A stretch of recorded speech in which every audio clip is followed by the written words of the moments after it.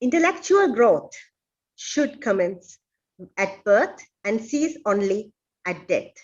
Albert Einstein. Good morning. This is Engineer Jasmine Nana Kara from Real Life TV. Welcome to the knowledge sharing session, Ask the Stupid Question Day 2021. Real Life Sri Lanka is a life coaching network to share knowledge and lifestyle solutions for a sustainable future, providing life coaching, capacity development, lifelong learning, and entrepreneurship. So the objective of this online session is to support students, professionals, community, and next generations to develop mindset to question and develop inquisitiveness and empower youth for successful career and leadership in Sri Lanka. So we have a guest speaker today. He is Professor Rangika Halwathura, none other than the famous professor in our country. So let me introduce his profile.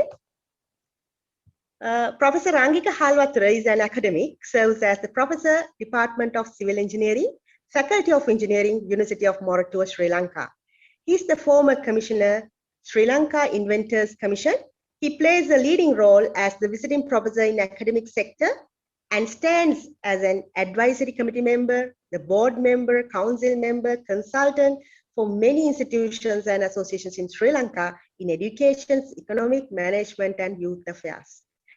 It's a very comprehensive profile that I have gone through. It's 17 pages filled with research and publications and references and many more commitments in his life and professional experience.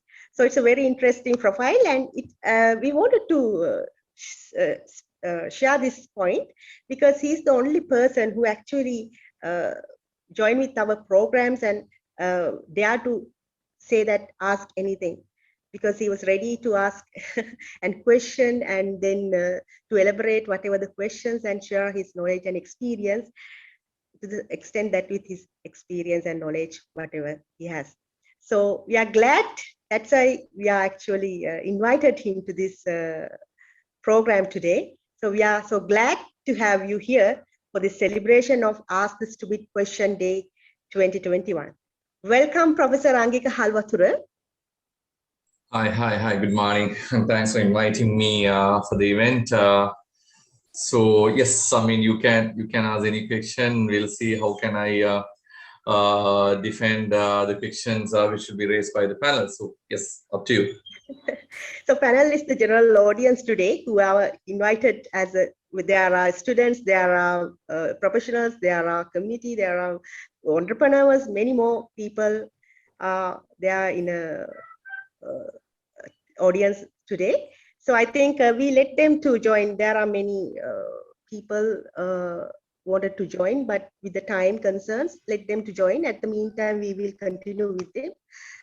Just wanted to highlight this thing from the childhood we start learning. It's a lifelong learning experience that everyone should have throughout the life, right? So with this lifelong learning, we ask questions. As a child, we ask questions, and we wanted to learn something, and from there we stepped into next level, and likewise we get our education, the primary and the secondary and the higher education. Likewise, we move with that. And then after, we actually wanted to explore more intellectual kind of researchers and other experiments. We should have the curiosity. So then throughout this lifelong learning experience, as a skill that you develop, that intellectual curiosity, the main objective that we wanted to come as the outcome of this program is to develop your soft skills, intellectual curiosity. So I think I just wanted to make sure that when I have gone through one of your YouTube channel, Professor Rangika Halwathura, and I have seen that you are delivering a lecture, right? In your lecture, you ask students, ask questions, but none of them asking any questions, I have seen, right? But you wanted to encourage them, empower them to ask questions and elaborate whatever they wanted to know and go to the next level. So that is our culture in our country. So I wanted to give some kind of a summary in local language, and come back to you, Professor. අපි හැදුණු වැඩුණු පරිසරය සහ අපේ අධ්‍යාපන ක්‍රමයේ සංස්කෘතිය අනුව අපේ දරුවන් අපේ ළමයි අධ්‍යාපන කාලයේ සහ එතනින් එහාට ගියාම ප්‍රොෆෙෂනල් කෙනෙක් වෘත්තිකයෙක් වුණාම මීටින්ග්ස් වලදී ඊළඟට පාසල යන කාලේදී ගුරුවරුන්ගෙන් ප්‍රශ්න අහන එකට පොඩ්ඩක් මැලිකමක් දක්වනවා. ඉතින් මේ කල්චර් එක නැති කරන්න තමයි මේක මුලින්ම මේ ask a stupid question day කියන එක පටන් ගන්න ඇමරිකාවේ 1980 වගේ කාලේදී. ඉතින් මේක ඩෙවලොප් කළා ඒගොල්ලන්ගේ කල්චර් එක වෙනස් කරන සංස්කෘතිය වෙනස් කරනවා මිනිසුන් හොඳින් ප්‍රශ්න අහන්න සහ මේ ඉන්ටෙලෙක්චුවල් කියුරියසිටි කියන soft skills එක. ඒ කියන්නේ බුද්ධිමය කුතුහලය කියන මුදු කුසලතාවේ වර්ධනය කරගෙන ඒගොල්ලෝ ඉදිරියට යන්න ඉනෝවේෂන්ස් වලට නව්‍යකරණ නව උත්පාදන වලට entrepreneurship වලට ව්‍යවසායකත්වයට යන්න මඟ පාදනවා මෙන්න මේ question. ඉතින් ඒක හැම දෙයක්ම පටන් ගන්න ඉස්සෙල්ලම questions අහන්න පුරුදු වෙනවා. ඒ කියන්නේ ප්‍රශ්න කිරීම තුලින් තමයි මේ හැම දෙයකටම පටන් ගන්න. يعني ජීවිත පුරාම ඉගෙනගෙන life long learning, intellectual curiosity, බුද්ධිමය කුතුහලය මේ දෙයකට යන්න පුළුවන් වෙන්නේ ඔබ ඉස්සෙල්ලාම ප්‍රශ්න අහන්න පුරුදු වෙනවා. ඉතින් මම හිතන්නේ මම දැක්කා මේ ප්‍රොෆෙසර් රංගික හල්වතුරගේ එක YouTube නාලිකාවක තිබුණා ඔහුගේ ලෙක්චර් එකක් මෙහෙවනවා. ඒකෙදි ප්‍රශ්න අහන්න කියලා ළමුන්ට කියනවා මේ විශ්වවිද්‍යාල ශිෂ්‍යයන්ට කියනවා ඔව් අහන්නේ නැහැ මොකුත් ප්‍රශ්න. මම කැමතියි දැනගන්න ප්‍රොෆෙසර් රංගික හල්වතුර කොහොමද ඔබ දකින්නේ මෙන්න මේ අපේ මේ දැනට තියෙන මේ සමාජයේ සහ මේ අධ්‍යාපන ක්‍රමයේ සහ මේ වෘත්තිමය මට්ටමේ මේ තියෙන පරතරය කොහොමද මේ මිනිසුන් ඇයි ප්‍රශ්න අහන්න යොමු වෙන්නේ නැත්තේ? ජස්මින් මෙහෙම ඇත්තටම මගේ ලයිෆ් එක ගත්තොතින් මම ගොඩක් වෙලාවට මම ප්‍රශ්න අහලා ඉගෙන ගත්ත කෙනෙක්. ඒක මම කිව යුතුයි. මම ආසයි හැමතිස්සෙම ප්‍රශ්න කරන්න. මම ආසයි මාව ප්‍රශ්න කරන්න පළවෙනියෙන්ම. ඊට පස්සේ මට උගන්වන මගේ සමහරවිට මගේ දරුවෝ වෙන්න පුළුවන්. මට උගන්වන කිව්වාම පස්සේ මගේ ඇත්තට මගේ දරුවෝ මගේ විශ්වවිද්‍යාලයේ දරුවෝ මේ හැම කෙනෙක්ම මම ඉගෙන ගන්න ආතැන්. ඒතර හැම තැනකදීම මම කුතුහලකින් ජීවත් වෙන එකත් එක්ක මම හිතන්නේ මම ඉදිරි ගමනක් ආවා කියලා කියන්න පුළුවන්.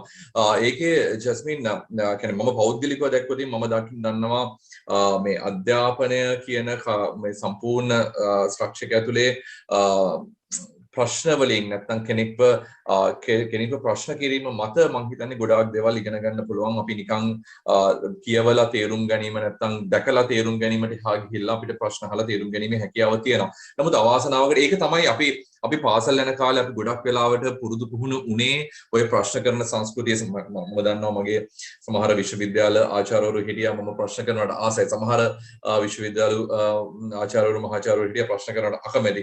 මට ඒ වගේ අනන්ත ප්‍රමාණ අත්දැකීම් තියෙනවා මගේ විශ්වවිද්‍යාලය ඇතුළේදීම මට මතකයි මම පන්ති කාමරය ඇතුළේදී විශේෂයෙන් දිගින් දිගටම ප්‍රශ්න අහන හින්දා එක්තරා මහාචාර්යවරයෙක් එක දවසක මම ප්‍රශ්නයක් අහන්න ගියාට පස්සේ මම ඇහුවම are you busy sir කියලා මගේ මුණ දිහා බලලාම always busy කියලා බිම බලාගත්ත මහාචාර්යවරුත් හිටියා විශ්වවිද්‍යාලය ඇතුළේ. නමුත් මගේ ක්‍රමවේදය තියෙන්නේ මම හැමතිස්සෙම කුතුහලයෙන් හිටියේ අලුත් දෙයක් ඉගෙන ගන්න. ඒ වගේම ඉගෙනගත්ත දේ ගැනත් මම ප්‍රශ්න කරා. මම අර කියවලා පාඩම් කරලා ඒක කටපාඩම් කිරීමෙන් එහා ගිහිල්ලා ගොඩක් වෙලාවට ප්‍රශ්න කිරීම ඇතුළේ ඉගෙනගත්ත චරිතයක් මට අදටත් මම හිතන්නේ මම උගන්වන්න ගියාට පස්සේ මට කියලා නෝට් සෙට් එකක් නැහැ.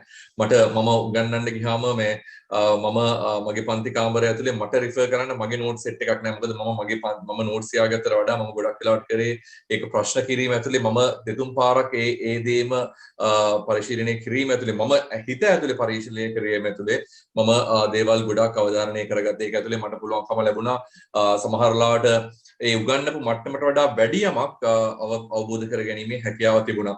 නමුත් ජස්මින් ඇත්තටම අද ක්‍රමවේදය බැලුවොත් පාසල් ක්‍රමය සහ විශ්වවිද්‍යාල ක්‍රමය ඇතුළේ මේ හැම දෙයක්ම ඇතුළේ මේ এডুকেෂන් කියන්නේ knowledge කියන එකට ලඝු කිරීම ඇතුළේ තමයි මේ ගැටලුව මම ලොකුවටම දකින්නේ. මොකද මේ এডুকেෂන් ලංකාවේ এডুকেෂන් මොඩල් එක ගත්තොත් අපි ඔකට කියනවා කේසම් කියලා. ඔය කේසම් කියන මොඩල් එක ඇතුලේ මේ ඇත්තටම এডুকেෂන් නැත්නම් මේ knowledge කියන එක එක්තරා එකම එක පුංචි කෑල්ලක් විතර. මම දන්නේ නැහැ මෙතන ඉන්න කී දෙනෙක් මේ කේසම් කියන වචන අකුරු හතරේ තේරුම දන්නවද කියලා. මේක තමයි ලංකාවේ এডুকেෂන් සිස්ටම් එක. නමුත් මේ කේසම් කියන මොඩල් එක මත තමයි ලංකාවේ එඩියුකේෂන් මුළු සිස්ටම් එකම නිර්මාණය වෙලා තියෙන්නේ. කේසම් කියලා අකුරු හතර ගත්තොත් KSAM. ඒතර ඔය KSAM කියන්නේ අය අකුරු හතරේ ලොකු කතාවක් තියෙනවා. K කියන්නේ knowledge එක. ඕක තමයි අපි theoretical knowledge එක විදිහට අපි අරගෙන දැනුමත් එක්ක ඔය පොතේ පතේ ඉන්ටර්නෙට් එක වෙන්න පුළුවන් ඔන්ලයින් එඩියුකේෂන් එකට අපි කියන මාර්ගගත අධ්‍යාපනය කියන මේ හැමදේම ඇතුලේ අපි try කරන්නේ පුළුවන් තරම් knowledge එක නැත්තම් මේ දැනුම එකතු කරගන්න. නමුත් දැනුම කියන එකට අපි ලඝු කරොතින් අධ්‍යාපනය මම දැන් අධ්‍යාපනයේ බිඳ වැටෙනවා කියන එක ඉතාමත් පැහැදිලි. මේ KSAM කියන මොඩල් එක ඇතුලේ K කියන්නේ එක අකුරක් විතරයි. තව අකුරු 3ක් තියෙනවා අපිට cover කරගන්න. S කියන්නේ skills. මේ අපේ තියෙන මේ කුසලතාවයන් නැත්නම් අපේ තියෙන හැකියාවන් වැඩි දියුණු කරගන්න එක ඇතුලේ communication තියෙන්න පුළුවන්, team work තියෙන්න පුළුවන්, critical thinking අපි කොහොමද දෙයක් මේ අවධාරණය කරගන්නේ ඒ වගේම තමයි මේ අපි දැන් ඉස්සෙල්ලා මේ මම හිතන්නේ ජස්මින් introduction එකේදීත් කියපු දෙයක් තමයි මේ managerial and entrepreneurial aspects නැත්නම් මේ ව්‍යාපාරික ලෝකයක් එක්ක කොහොමද අපි entrepreneur කෙනෙක් වෙන්නේ අපි ව්‍යවසායකයෙක් වෙන්නේ කියන එක. ඕක දැනුමින් අපිට ඉගෙන ගන්න පුළුවන් දෙයක් නෙමෙයි නැත්නම් මේ theoretical knowledge එකෙන් ගන්න පුළුවන් දේවල් නෙමෙයි. ඒතර මේවා ඇතුලේ ඇත්තටම කෙනෙකුට තේරුම් ගන්න දෙයක් තමයි මේ හැමදේම හැම කෙනෙක්ගේ ළඟම තියෙන විදියක් නැහැ. සමහරලාට එහෙම පිරිසකුත් ඉන්න පුළුවන්. ඒ කියන්නේ අපිට මේ හැම ස්කිල් එකක්ම තියෙන සමහරලාට අපි ගත්තොත් IT පැත්ත, information management පැත්ත කොහොමද අපි තොරතුරු කළමනාකරණය කරන්නේ? ඒ වගේම තමයි social skills මේ මිනිස්සුත් එක්ක කොහොමද අපි ගැටෙන්නේ කියන එක. මේ ඔක්කොම තියෙන්නේ මේ skills ඇතුලේ. ඒතකොට කෙනෙක් සමාජයත් එක්ක ගැටෙන කෙනා සමහර වෙලාවට මේ theoretical knowledge එකකින් පැත්තක ඉන්න පුළුවන්. නමුත් අපි අර skills කියන එක අමතක කරොත් knowledge කියන එකෙන් විතරක් education මැන්නොත් අපි තේරුම් ගත යුතුයි. ඒක ඇතුලේ අපි අනිවාර්යෙන් පරදිනවා කියන එක. මොකද දැන් මේ online education නැත්නම් මේ මාර්ගගත අධ්‍යාපනය ඇතුලේ හරි ලස්සනයි වචනේ මේ මාර්ගගත අධ්‍යාපනය online එකට කවුද දන්නේ මේ වචනේ දැම්මේ. නමුත් කෙසේ වෙතත් මේක ඇතුලේ අපිට අහිමි වෙන දේවල් අනන්තයි. මේ knowledge එක අපි ගත්තට skills එක ඊට පස්සේ ඒ අකුරෙන් එන attitudes ආකල්ප යහපත් ආකල්ප කොහොමද නිර්මාණය කරන්නේ එතනිනුත් එහාට ගිහලා එතනිනුත් ඔබට ගිහිල්ලා අන්තිමට එන්නේ මේ mindset change එක මේ කොහොමද මිනිස්සු life long learning ජීවිතයත් එක්ක වයසත් එක්ක කෙනෙක්ගේ ආධාරයෙන් තොරව කොහොමද ස්වයංව අපි අධ්‍යාපන කටයුතු කරන්න කියන එක තමයි M අකුරෙන් කියන්නේ. ඒතකොට අපි KSAM කියන එකේ එක අකුරක් අල්ලගෙන අපි මේක වටේ අපි කැරකි අපි කියනවා නම් මේක තමයි education එක කියලා. ඒකම තමයි අපේ අධ්‍යාපනයේ බිඳ වැටීම විදියට මම දකින්නේ. ඉතින් ඕක තමයි පළවෙනිම කතන්දරේ. මිනිස්සු ප්‍රශ්න අහන්න නැති වෙන නැත්නම් මේ දරුවෝ ප්‍රශ්න කරන එකෙන් අයින් වෙන්න ප්‍රධානම හේතුව තමයි අධ්‍යාපනය කියන එක අපි ලඝු කරලා තියෙනවා knowledge එකට. ඒක theoretical practical දෙකම වෙන්න පුළුවන්. නමුත් ඒක නෙමේ කෙනෙක්ගේ අධ්‍යාපනය කෙනෙක්ගේ ජීවිතය කියන්නේ ඒක නෙමෙයි. එතනින් එහාට ගිහලා තමන්ගේ skills හදා ගන්න ඕනේ, තමන්ගේ attitude තමන්ගේ ආකල්ප නිර්මාණය කර ගන්න ඕනේ. එතනින් එහා අපේ පාත් එකේ අපි ඉස්සරහට ජීවිතේ යන පාත් එකේ අපිට යම්කිසි ක්‍රමවේදයක් තිබිය යුතුයි. අපේ කොහොමද ජීවිත කාලේ අපි ඉගෙන ගන්න මරණ තුරා අපි ඉගෙන ගන්න චරිත කියන එක අපි දන්නවා. අපි ඒක කතා කරනවා කියනවා. නමුත් ඒක ප්‍රැක්ටිකලි යනවාද කියන එක ගැටලුවක්. ඉතින් ඒක නොවෙන්න ප්‍රධානම හේතුව පාසල් අධ්‍යාපනය ඇතුලේ විශ්වවිද්‍යාල අධ්‍යාපනය ඇතුලේ ඔය කියන ප්‍රශ්න කද නැත inquiry based education කියන එක නැති එක. තවත් පොඩ්ඩක් මට විනාඩි දෙකක් දුන්නොත් ජස්මින් අපේ ලංකාවේ අධ්‍යාපන ක්‍රමයේ තියෙන content based education එකක් නැත්නම් මම සාමාන්‍යයෙන් හැමතිස්සෙම කියන දෙයක් තමයි අර ගිරවදාන අධ්‍යාපනයක් තියෙන ලංකාවේ ඇතුලේ. ඒ අධ්‍යාපනය ඇතුලේ අපි අවුරුද්දක් නැත්නම් සෙමෙස්ටර් එකක් ළමයින්ට උත්තර ටිකක් කියලා දෙනවා. ගුරුවරයා නැත්නම් ලෙක්චරර් ඇවිල්ලා පන්ති කාමරේ ඇවිල්ලා අපි කියලා දෙනවා උත්තර ටිකක්. ඒ උත්තර ටික අන්තිමට සෙමෙස්ටර් එන්ඩ් එක්සෑම් එකට ගියාට පස්සේ අපි ඒ උත්තර වලට ගැලපෙන ප්‍රශ්න හොයලා ඒ දෙක අමුණනවා. ඉතින් ඕක ඇතුලේ ඕක නෙමෙයි අධ්‍යාපනය කියන්නේ. ඕක තමයි අධ්‍යාපනය කියලා සමහර ලාවට අර එක්ස්පෙරිමන්ට් එකක් විදියට ඔය ඩෙවලොප් කන්ට්‍රීස් අපිට බලෙන් ආරෝපණය කරපු අධ්‍යාපනය. නමුත් ඒක නෙමෙයි අපේ තිබිච්ච අධ්‍යාපනය. අපේ තියෙන ඉන්ක්වයරි බේස් එඩියුකේෂන් එක. අද අපේ මුල් ටික අරගෙන ගිහිල්ලා ඔය එඩියුකේෂන් ගැන ලොකුවට කතා කරන රටවල් අපේ ක්‍රමය අරගෙන ගිහිල්ලා problem posing education ඊට පස්සේ inquiry based education මේ ඔක්කොම ලංකාවේ අධ්‍යාපන ක්‍රමයේ ඇතුළත තිබිච්ච මුල් ටික එහෙ අරන් ගිහිල්ලා දෙහි ලස්සනට ඒක කරනවා. නමුත් අවාසනාවකට අපේ තිබිච්ච අර මූලික අධ්‍යාපනයේ තිබිච්ච මූලික හරයන් අපි මොඩල් එකක් විදිහට ඩෙවලොප් කරලා තියෙන කේසන් මොඩල් එක ඇතුළේ knowledge කියන K කියන අකුර විතරක් අරගෙන යන අධ්‍යාපන ක්‍රමයක්. ඉතින් ඒක ඇතුළේ අපි තවදුරටත් බලාපොරොත්තු වෙන්න බෑ ළමයි ප්‍රශ්න කරයි කියලා. ඒක ඇතුළේ අර critical thinking කියන ඒ aspect එකට ඒ skill එකත් එක්ක ඉස්සරහට යන ළමයි අපිට හදා ගන්න පුළුවන් කියලා මම හිතන්නේ නෑ. මම හිතන්නේ ඇත්තටම මේ උසස් අධ්‍යාපනයට ගාවම මේ අපේ විශ්වවිද්‍යාල අධ්‍යාපනය තුළ ඔවුන්ට ලැබෙන විවිධ ව්‍යාපෘති මම හිතන්නේ දැන් A level students ලට උසස් පෙළ කරන සුසුන්ටත් තියෙන මේ ව්‍යාපෘති වලින් ඔවුන් යොමු කරනවා මේ පොඩ්ඩක් සොයා බලා පරීක්ෂණ පවත්වලා කොහොමද මේ අධ්‍යාපනය තුළ තමන් අර කුතුහලයත් එක්ක යම්කිසි දෙයක් අලුතෙන් හොයාගන්න. evidence based findings වලට reasoning findings වලට යන්න උන්ට උදව් කරනවා. ඒ වගේම තමයි මේ විශ්වවිද්‍යාල අධ්‍යාපනය තුළ තියෙන පරීක්ෂණ ව්‍යාපෘති රිසර්ච් ඒවා සම්බන්ධව ඔවුන්ට ගොඩක් වෙලාවට තියෙන මේක කොහොම හරි මේ ව්‍යාපෘතිය කරගෙන මම කොහොම හරි මේ ඩිග්‍රිය ලබා ගන්නවා කියන අරමුණ තමයි බොහෝ විශ්වවිද්‍යාල ශිෂ්‍යයන්ට විශේෂයෙන්ම තියෙන්නේ. ඉතින් ඒක උපාධිය ඒක ක්වොලිෆිකේෂන් එකක් සුදුසුකමක් පමණයි. ඉතින් එහාට ඒ ව්‍යාපෘතිය හෝ ඒ පරීක්ෂණය කොච්චර දුරට ප්‍රායෝගිකව ඔවුන්ගේ වෘත්තිය තුළ සහ ඔවුන්ගේ අනාගතයේ තියෙන මොකක් හරි ව්‍යවසායක අදහසකට හරි මොකකට හරි යොදවනවද කියන එක ගැටලුවක් තියෙනවා. ඔවුන් ඒක එතනින් එහාට ඒ ගැන ආපහු හොයා බලන්නේ නැහැ. ඉතින් අවුරුදු කිහිපයක් සමහර විට ඒ අවුරුද්දක් හරි කිහිපයක් හරි වෙනුවෙන් සමහරට මහන්සි වෙනවා. ඉතින් මේ එක හොඳ පුරුද්දක් පළපුරුද්දක්. ඔබ දකින්නේ කොහොමද මේ යම් කිසි දෙයකට කැප වෙලා ඒ කාලය තුල ඔවුන්ගේ අධ්‍යාපනය සහ ඒ කැපකිරීම කරලා යම් කිසි සොයා ගැනීමක් කරනවා. නමුත් ඔවුන් එතනින් එහාට මේක ගෙනියන්න තියෙන මැලිකම මොකද්ද මේ ගැටලුව ඔබ කොහොමද දකින්නේ විශ්වවිද්‍යාල ආචාර්යවරයෙක් සහ විශේෂයෙන්ම ගොඩක් රිසර්ච් වලට පබ්ලිකේෂන්ස් වලට ඔබ මඟ පෙන්වලා තියෙනවා ස්ටුඩන්ට්ස්ලාට. කොහොමද මේ තත්ත්වය ඔබ දකින්නේ? මේක නැවතත් අපි තේරුම් ගත යුතු කාරණාවක් තමයි මේ පරිේශනයක් නැත්නම් ව්‍යාපෘතියක් කරන්නේ ඇයි කියන එක. මම හිතන්නේ දැනට වසර කිහිපයකට ඉස්සෙල්ලා මේ පරිේශන සහ ව්‍යාපෘති කියන සංකල්පය පාසල් විෂය මාලාව ඇතුළටත් ගෙනාව. විශේෂයෙන් උසස් පෙළ හදාරන දරුවෝ ඒගොල්ලෝ කලාවද විද්‍යාවද වාණිජකරණයද මොකක්ද කියන එක අදාළුනේ නැහැ. ඔවුන් යම්කිසි විදිහක ව්‍යාපෘතියක් එක්ක වැඩ කළ යුතුයි කියන ක්‍රමවේදය ලංකාවේ අධ්‍යාපන ක්‍රමයේ තිබුණා. මම දැනට මොන විදිය මට්ටමක ඒක තියෙනවද කියන එක. මේ ව්‍යාපෘති සහ මේ පරිේශන කියලා කියන්නේ ඇත්තටම ජස්මින් අපි තේරුම් ගත යුතුයි. ඇයි පළවෙනියම තේරුම් ගත යුතුයි ඇයි අපි මේක කරන්නේ කියන එක. මොකද මේ ගොඩක් වෙලාවට අපි පරිේශන අංශ දෙකක් තියෙනවා. අපි ගත්තොත් පශ්චාත් උපාධියක් සඳහා කරන පරිේශනයක් ඒක අපි යම්කිසි මේ උත්තරයක් හොයාගෙන ප්‍රශ්නයක් අරගෙන අපි උත්තරයක් හොයාගෙන යනවා. ඒ උත්තරේ හොයා ගැනීමත් එක්ක උත්තරෙත් එක්ක ඉදිරියට යාමක් තියෙන්නේ. අපි ගත්තොත් පශ්චාත් උපාධිය අපි MSc එකක් MPhil එකක් PhD එකක් මේ කෙනෙක්ගේ ආචාර්ය උපාධියක් මේ පශ්චාත් උපාධියක් වෙනුවෙන් කරන පරිේශන ගොඩක් වෙලාවට ඉලක්ක වෙන්නේ ඒකත් එක්ක අලුත් දැනුමක් හොයාගන්න අලුත් දැනුමත් එක්ක ඉස්සරහට යන ඒකත් එක්ක තමයි ඔය ජස්මින් කියපු අලුත් ව්‍යවසායකත්වය අලුත් නව නිර්මාණත් එක්ක යන්නේ. ඒක එක අන්තයක්. ඒක එක පැත්තකින් තියෙනවා. විශේෂයෙන් මම මගේ ඉන්න පරිශන කණ්ඩායමත් එක්ක ඒ වගේ පරිශන ගණනාවක් හැමදාම සිද්ධ වෙනවා.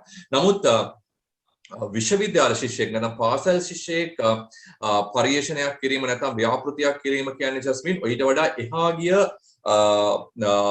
හේතුවක් උඩ නැත්නම් යම්කිසි අරමුණක් වෙනුවෙන් නිර්මාණය වෙච්ච දෙයක් තමයි ඒක.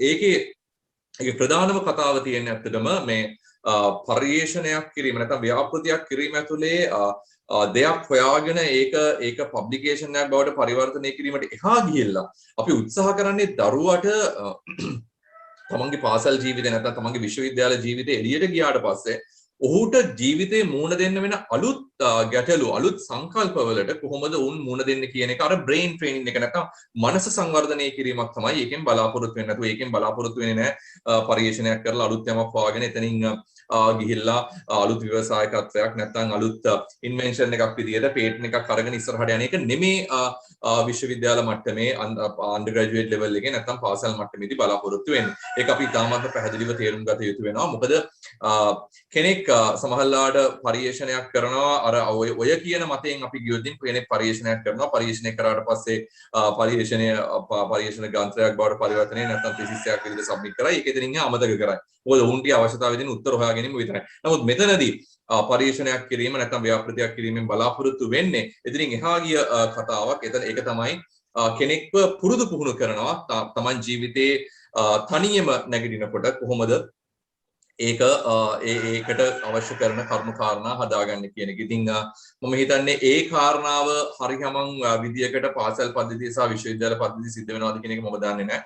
එහෙම වෙනව නම් මම හිතන්නේ මේක තමයි විය යුතු දේ. ඉතින් ඒක ඒ අරමුණු හරියට පැහැදිලි නොකිරීම විශේෂයෙන් සමහරලාට විශ්වවිද්‍යාල ආචාර්යවරු නැත්නම් පාසල් ගුරුවරුන්ට වඩා විශ්වවිද්‍යාල ආචාර්යවරු පරිේශන ග්‍රන්ථ නැත්නම් ඒක සබ්මිෂන් එකක් විදියට කරන්න උත්සාහ ගැනීම ඇතුලේ සමහරලාට ඔය කියන ට්‍රේනින් එක නැති වෙන්න පුළුවන්. ඔබ බලාපොරොත්තු වෙනවා නම් අලුත් යමක් නිර්මාණය කරන්න ඔබට පශ්චාත් උපාධියක් වෙනුවෙන් නැත්නම් උපාධියක් තියෙන දරුවෙක් අරගෙන ඒකත් එහා පරීක්ෂණයක් කිරීමේ හැකියාව තියෙනවා. නමුත් අන්ඩර් ග්‍රැජුවේට් රිසර්ච් නැත්නම් අපි විශ්ව පාසල් මට්ටමේ සිද්ධ වෙන පරීක්ෂණ සහ ව්‍යාපෘති මූලික විය යුත්තේ ඒක පරම අභිප්‍රාය විය යුත්තේ ඒක තුල දරුවව පුරුදු පුහුණු කරන්න තමන්ගේ ජීවිත කාලේ වෙන ගැටලු වලට මුහුණ දෙන්න. මොකද එතනදී ඔහුගේ ආචාර්යවරයෙක් නැහැ, ඔහුගේ පාසලේ ගුරුවරයෙක් නැහැ, සමහරවිට දෙමව්පියොත් නැහැ. ඒතර මේ තමන්ගේ වෘත්තිය සම්බන්ධව එන ගැටලු කරුණු කාරණා වලට කොහොමද ඔහු මුහුණ දෙන්න ඕනේ කියන එක තේරුම් කරන්න තමයි ඒ පරිශන කටයුතු පාසල් පද්ධතිය සහ විශ්වවිද්‍යාල මට්ටමින් දාලා තියෙන්නේ. නමුත් ඒක සමහර වෙලාවට විකෘති වෙලා ඇති, විශේෂයෙන් විශ්වවිද්‍යාල පද්ධතියට මේ රිසර්ච් අලවන්ස් එක කියන එක හඳුන්වලා දීමත් එක්ක සමහරවිට විශ්වවිද්‍යාල ආචාර්යවරු උනත් තමන්ගේ මේ අන්ඩර් ග්‍රැජුවේට්ස් නැත්නම් උපාධි බලාපොරොත්තු වෙන දරුවෝ ටිකත් එක්ක පරිශන කළා පබ්ලිකේෂන්ස් වලට යන උත්සුක වෙන අවස්ථා අපි දැකලා තියෙනවා. ඒක ඇතුලේ අර ළමයාට අවශ්‍ය කරන වෙන බ්‍රේන් ට්‍රේනින් එක නැත්නම් තමන්ගේ මනස සංවර්ධනය කරන සහ ඔහුගේ තින්කින්, ඔහුගේ හිතීම් වර්ධනය වීම යම් තාක් දුරකට කඩතුළු වෙලා ඇති. ඒක දරුවත් අතරමං වෙලා තියෙනවා. මොකද දරුවා උත්තර හොයාගෙන යනවා ගුරුවරයා දෙන ප්‍රශ්නෙට. ගුරුවරයා තමයි සම්පූර්ණ මේකේ ගයිඩ් කරන්නේ. ගුරුවරයාගේ මනස දියුණු වෙයි. නමුත් දරුවාගේ මනස දියුණු වෙන්නේ නැහැ. ඕක තමයි විශ්වවිද්‍යාල පද්ධතිය ඇතුලේ මේ ෆයිනල් ඉයර් රිසර්ච් නැත්නම් මේ ළමයි කරන ව්‍යාපෘති සහ පරීක්ෂණ වල තියෙන නියම යථාර්ථය. මොකද ඔවුන් උත්තර හොයාගෙන යනවා මිසක් ඔවුන්ගේ ඒකෙන් බලාපොරොත්තු වෙන ඒ කාර්ය ඉෂ්ට කරගන්නවද කියන එක පිළිබඳ මට ගැටලුවක් තියෙනවා. ඇත්තටම එතනින් මට පටන් ගන්නවා ඉතින් එහාට යන්න. දැන් ඔන්න ඔය විශ්වවිද්‍යාලයේ උපාධිධාරියෝ තමයි ඊළඟට වෘත්තිකයෝ බවට පත් වෙන්නේ. දැන් වෘත්තිකයෝ බවට පත් වුණාම ඔවුන් විවිධ තනතුරු විවිධ රෝල්ස් සමාජය තුළ ඔවුන් නියෝජනය කරනවා. ආයතන වෙන්න පුළුවන්, ඒකේ තියෙන නායකත්වය නියෝජනය කරන්න පුළුවන්. එහෙම නැත්නම් ඔවුන් ඉංජිනේරුවෙක්, වෘත්ති ඉංජිනේරුවෙක් වෙන්න පුළුවන්, වෘත්තියෙන් වෛද්‍යවරයෙක් වෙන්න පුළුවන්. මේ වගේ විවිධාකාර තනතුරු වලින් ඔවුන් සමාජයට සේවයක් කරනවා. රජයේ හා බාහිර පෞද්ගලික ආයතන වල මේ වගේ රැකියාවට ඔවුන් යෙදෙනවා. දැන් ඔතනදී ඔන්න ගැටලුවක් එනවා. ඔවුන්ට තනියම මේ වැඩ සමහර ආයතන වල Tamanට තනියම යම්කිසි දෙයක් කිරීමට අවශ්‍ය වෙනවා. අලුත් දෙයක් සොයා ගැනීමට අවශ්‍ය වෙනවා. රිසර්ච් කරන්න අවශ්‍ය වෙනවා. එතනින් එහාට මේ ගැටලු ප්‍රශ්න ආව මේව විසඳන්න ඕන. ප්‍රොබ්ලම් සොල්විං. මේ වගේ දේවල් එනවා. තීන්දුව తీරන ගැනීම, ඩිසිෂන් මේකින්. මේ වගේ දේවල් ඔවුන්ට එනවා. ඒ වගේම ඔවුන් නිර්මාණශීලී වෙන්න ඕන, ස්ට්‍රැටජිස් හොයා ගන්න ඕන, ක්‍රමවේදයන් හොයා ගන්න ඕන. මේ වගේ අභියෝග ඔවුන්ට එන්න පුළුවන් ඔවුන්ගේ වෘත්තීමය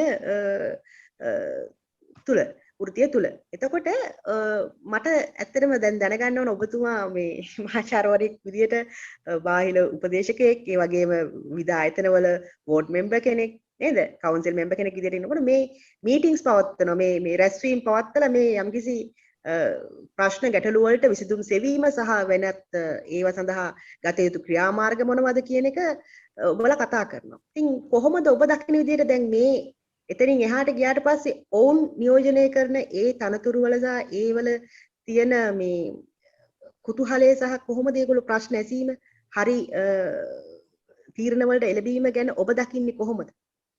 ඒක තාමත් අඩුයි ජස්මින්, මම හිතන්නේ ඒක අපි තේරුම් ගත යුතු දෙයක්. ඒක තමයි මම දිගින් දිගටම අවධාරණය කරන්න උත්සාහ කරේ.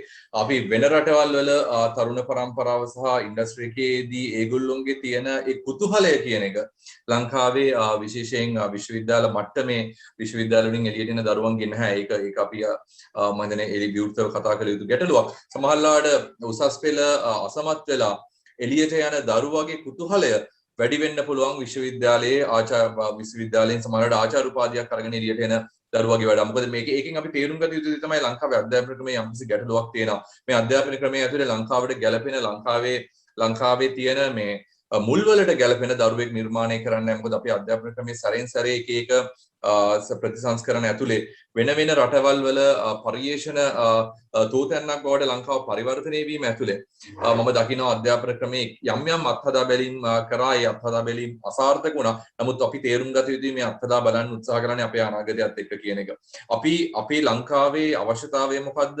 ලංකාවට මොන වගේ දරුවෙක්ද තව අවුරුදු 13කින් නිර්මාණය කළ යුත්තේ කියන එක ගැන අවබෝධයක් නැතුව වෙන රටකින් වෙන අධ්‍යාපන විශේෂඥයෙක් සමහරලාට ලංකාවෙන් පුද්ගලයෙක් වෙන්න පුළුවන්. නමුත් ඔහු පිට රටකට ගිහිල්ලා කරන පරිශ්‍රණයක ප්‍රතිඵලයක් අරගෙන මේ රටේ මේක ප්‍රැක්ටිකලි කරන්න පුළුවන්ද කියන බලන්න අත්හදා බැලීමක් කරන්න වෙන්න පුළුවන්. නමුත් අපි ගියොතින් වෙන ඔය සංවර්ධනයේ වෙනවස සංවර්ධිතයි කියලා හිතන රටවල් වලට ගියොතින් ඌන් හැමතිස්සෙම ඔවුන් නිර්මාණය කරන්න ඌන් නිර්මාණය කරන්න උත්සාහ කරන්නේ තව අවුරුදු 10කින් 15කින් ඔවුන්ට අවශ්‍ය කරන පුරුෂයා කවුද කියන එක. නමුත් අපි කවමදාකවත් ලංකාවේ තව අවුරුදු 10කින් 15කින් මොන වගේ දරුවෙක් මොන වගේ මිනිස්සෙක් සිටිය යුතුයිද කියන එක ගැනවත් අපි අවධාරණයෙන් අපි අවබෝධ කරගෙන නැහැ. අඩුම ගානේ එතනින් එහාට ගිහිල්ලා විශ්වවිද්‍යාල පද්ධතිය ගත්තොත් විශ්වවිද්‍යාල පද්ධතිය ඇතුලේ ඒ දරුවා අවුරුදු 5කින් තමයි ඉන්ඩස්ට්‍රි එකට නැත්නම් අවුරුදු 4කින් තමයි ඉන්ඩස්ට්‍රි එකට. එතකොට මේ ඉන්ඩස්ට්‍රි එක අවුරුදු 4කින් මොන වගේ මට්ටමක තියෙයිද? අපි අවුරුදු 4කින් මේ දරුවා යනකොට මේ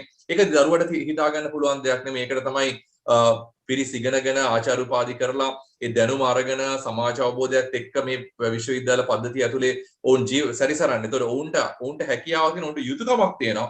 මේ දරුවා අවුරුදු 5කින් එළියට එනකොට රට මොන වගේ තත්ත්වයක තියෙයිද? ඔවුන්ට සුබවාදී මොන වගේ මට්ටමක තියෙයිද? නැත්නම් මේක කැරලි පෝරහර තියෙන රටක් බවට පරිවර්තනය වෙලා තියෙයිද? එහෙනම් අපි අද උගන්වන්න ඕනේ ඔවුන්ට ඉංජිනේරු විද්‍යාවත් වෛද්‍ය වෘත්තියවත් නෙමෙයි කොහොමද ආයුධයක් අරගෙන වෙඩි තියන්නේ කොහොමද කියන එක. ඒ කියන්නේ අවබෝධයක් නැතිවීම ඇතුලේ තමයි මේ අධ්‍යාපනයේ බිඳ වැටීමක් වෙලා තියෙන්නේ.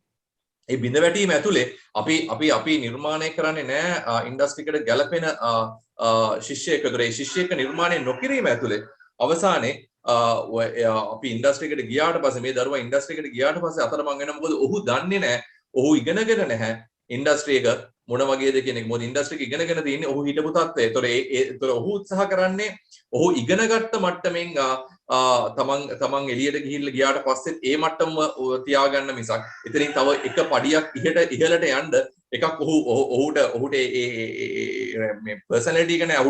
ඔහුට මොකක්ද ඒකට කියන්නේ එයාට එයාගෙන විශ්වාසයක් නැහැ. මේක එයාට කරන්න පුළුවන් මේ වෙනස එයාට කරන්න පුළුවන් කියලා එයාට විශ්වාසයක් නැහැ. ඒකෙන් අනිත් පැත්තේ ඔය වගේම පිරිස් ටිකක් නම් එකට එකතු වෙන්නේ. ඒතර අපිට සාමූහිකයක් විදියට අපිට ඉදිරියට යාමකුත් නැහැ. මොකද අපිට උගන්වලා නැහැ ඉදිරිය මොන වගේද, ඔහු ඉදිරිය එළියට යනකොට මොන වගේද කියන. ඒතර අපි මම පුංචි කාලේ විශ්වවිද්‍යාලයට ගිය මට්ටමම හිතාගෙන තමයි මම දරුවන්ට අද උගන්වන්නේ. එහෙමනම් ඒ දරුවා එළියට එන්නේ මම විශ්වවිද්‍යාල මට්ටමේ හිටපු ඉතිහාසයේ දවසකට ගැලපෙන දරුවෙක් විදිහට තමයි අපි නිර්මාණය කරලා එන්නේ. ඒතර මට හැකියාව තියෙනවා නම් මම ඉගෙනගත්ත මට්ටමට එහා තැනක ගිහිල්ලා ඉස්සරහා බලලා ඒ දරුවට අවශ්‍ය කරන දේ දෙන්න. ඒතොර මේ දරුවා එළියට යනකොට මේ දරුවා මාකට් එකට රෙඩි. ඒතොර බය නැතුව එයාට කොන්ෆිඩන්ට් එකක් එක්ක මේ ප්‍රශ්න වලට මුහුණ දීමේ හැකියාව තියෙනවා. නමුත් අන්න ඒක අහිමි වීම ඇතුලේ ළමයා අසරණ වෙලා තියෙනවා. ඒකත් එක්ක ඉන්ඩස්ට්‍රි එක කඩා වැටලා තියෙනවා. ඉතින් මේකට දේශපාලනඥයවත් කවුරුවත් වග කිය යුතු නැහැ. මේක මේ රටේ ඉන්නවා උගත් බුද්ධිමත් පරම්පරාවක් කියලා දෙයක්. අපි ඔවුන් මත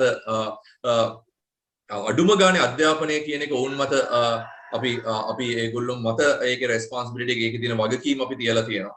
නමුත් අවාසනාවකට ඒ දේ සිද්ධ වෙනවා කියලා මම දකින්නේ නැහැ.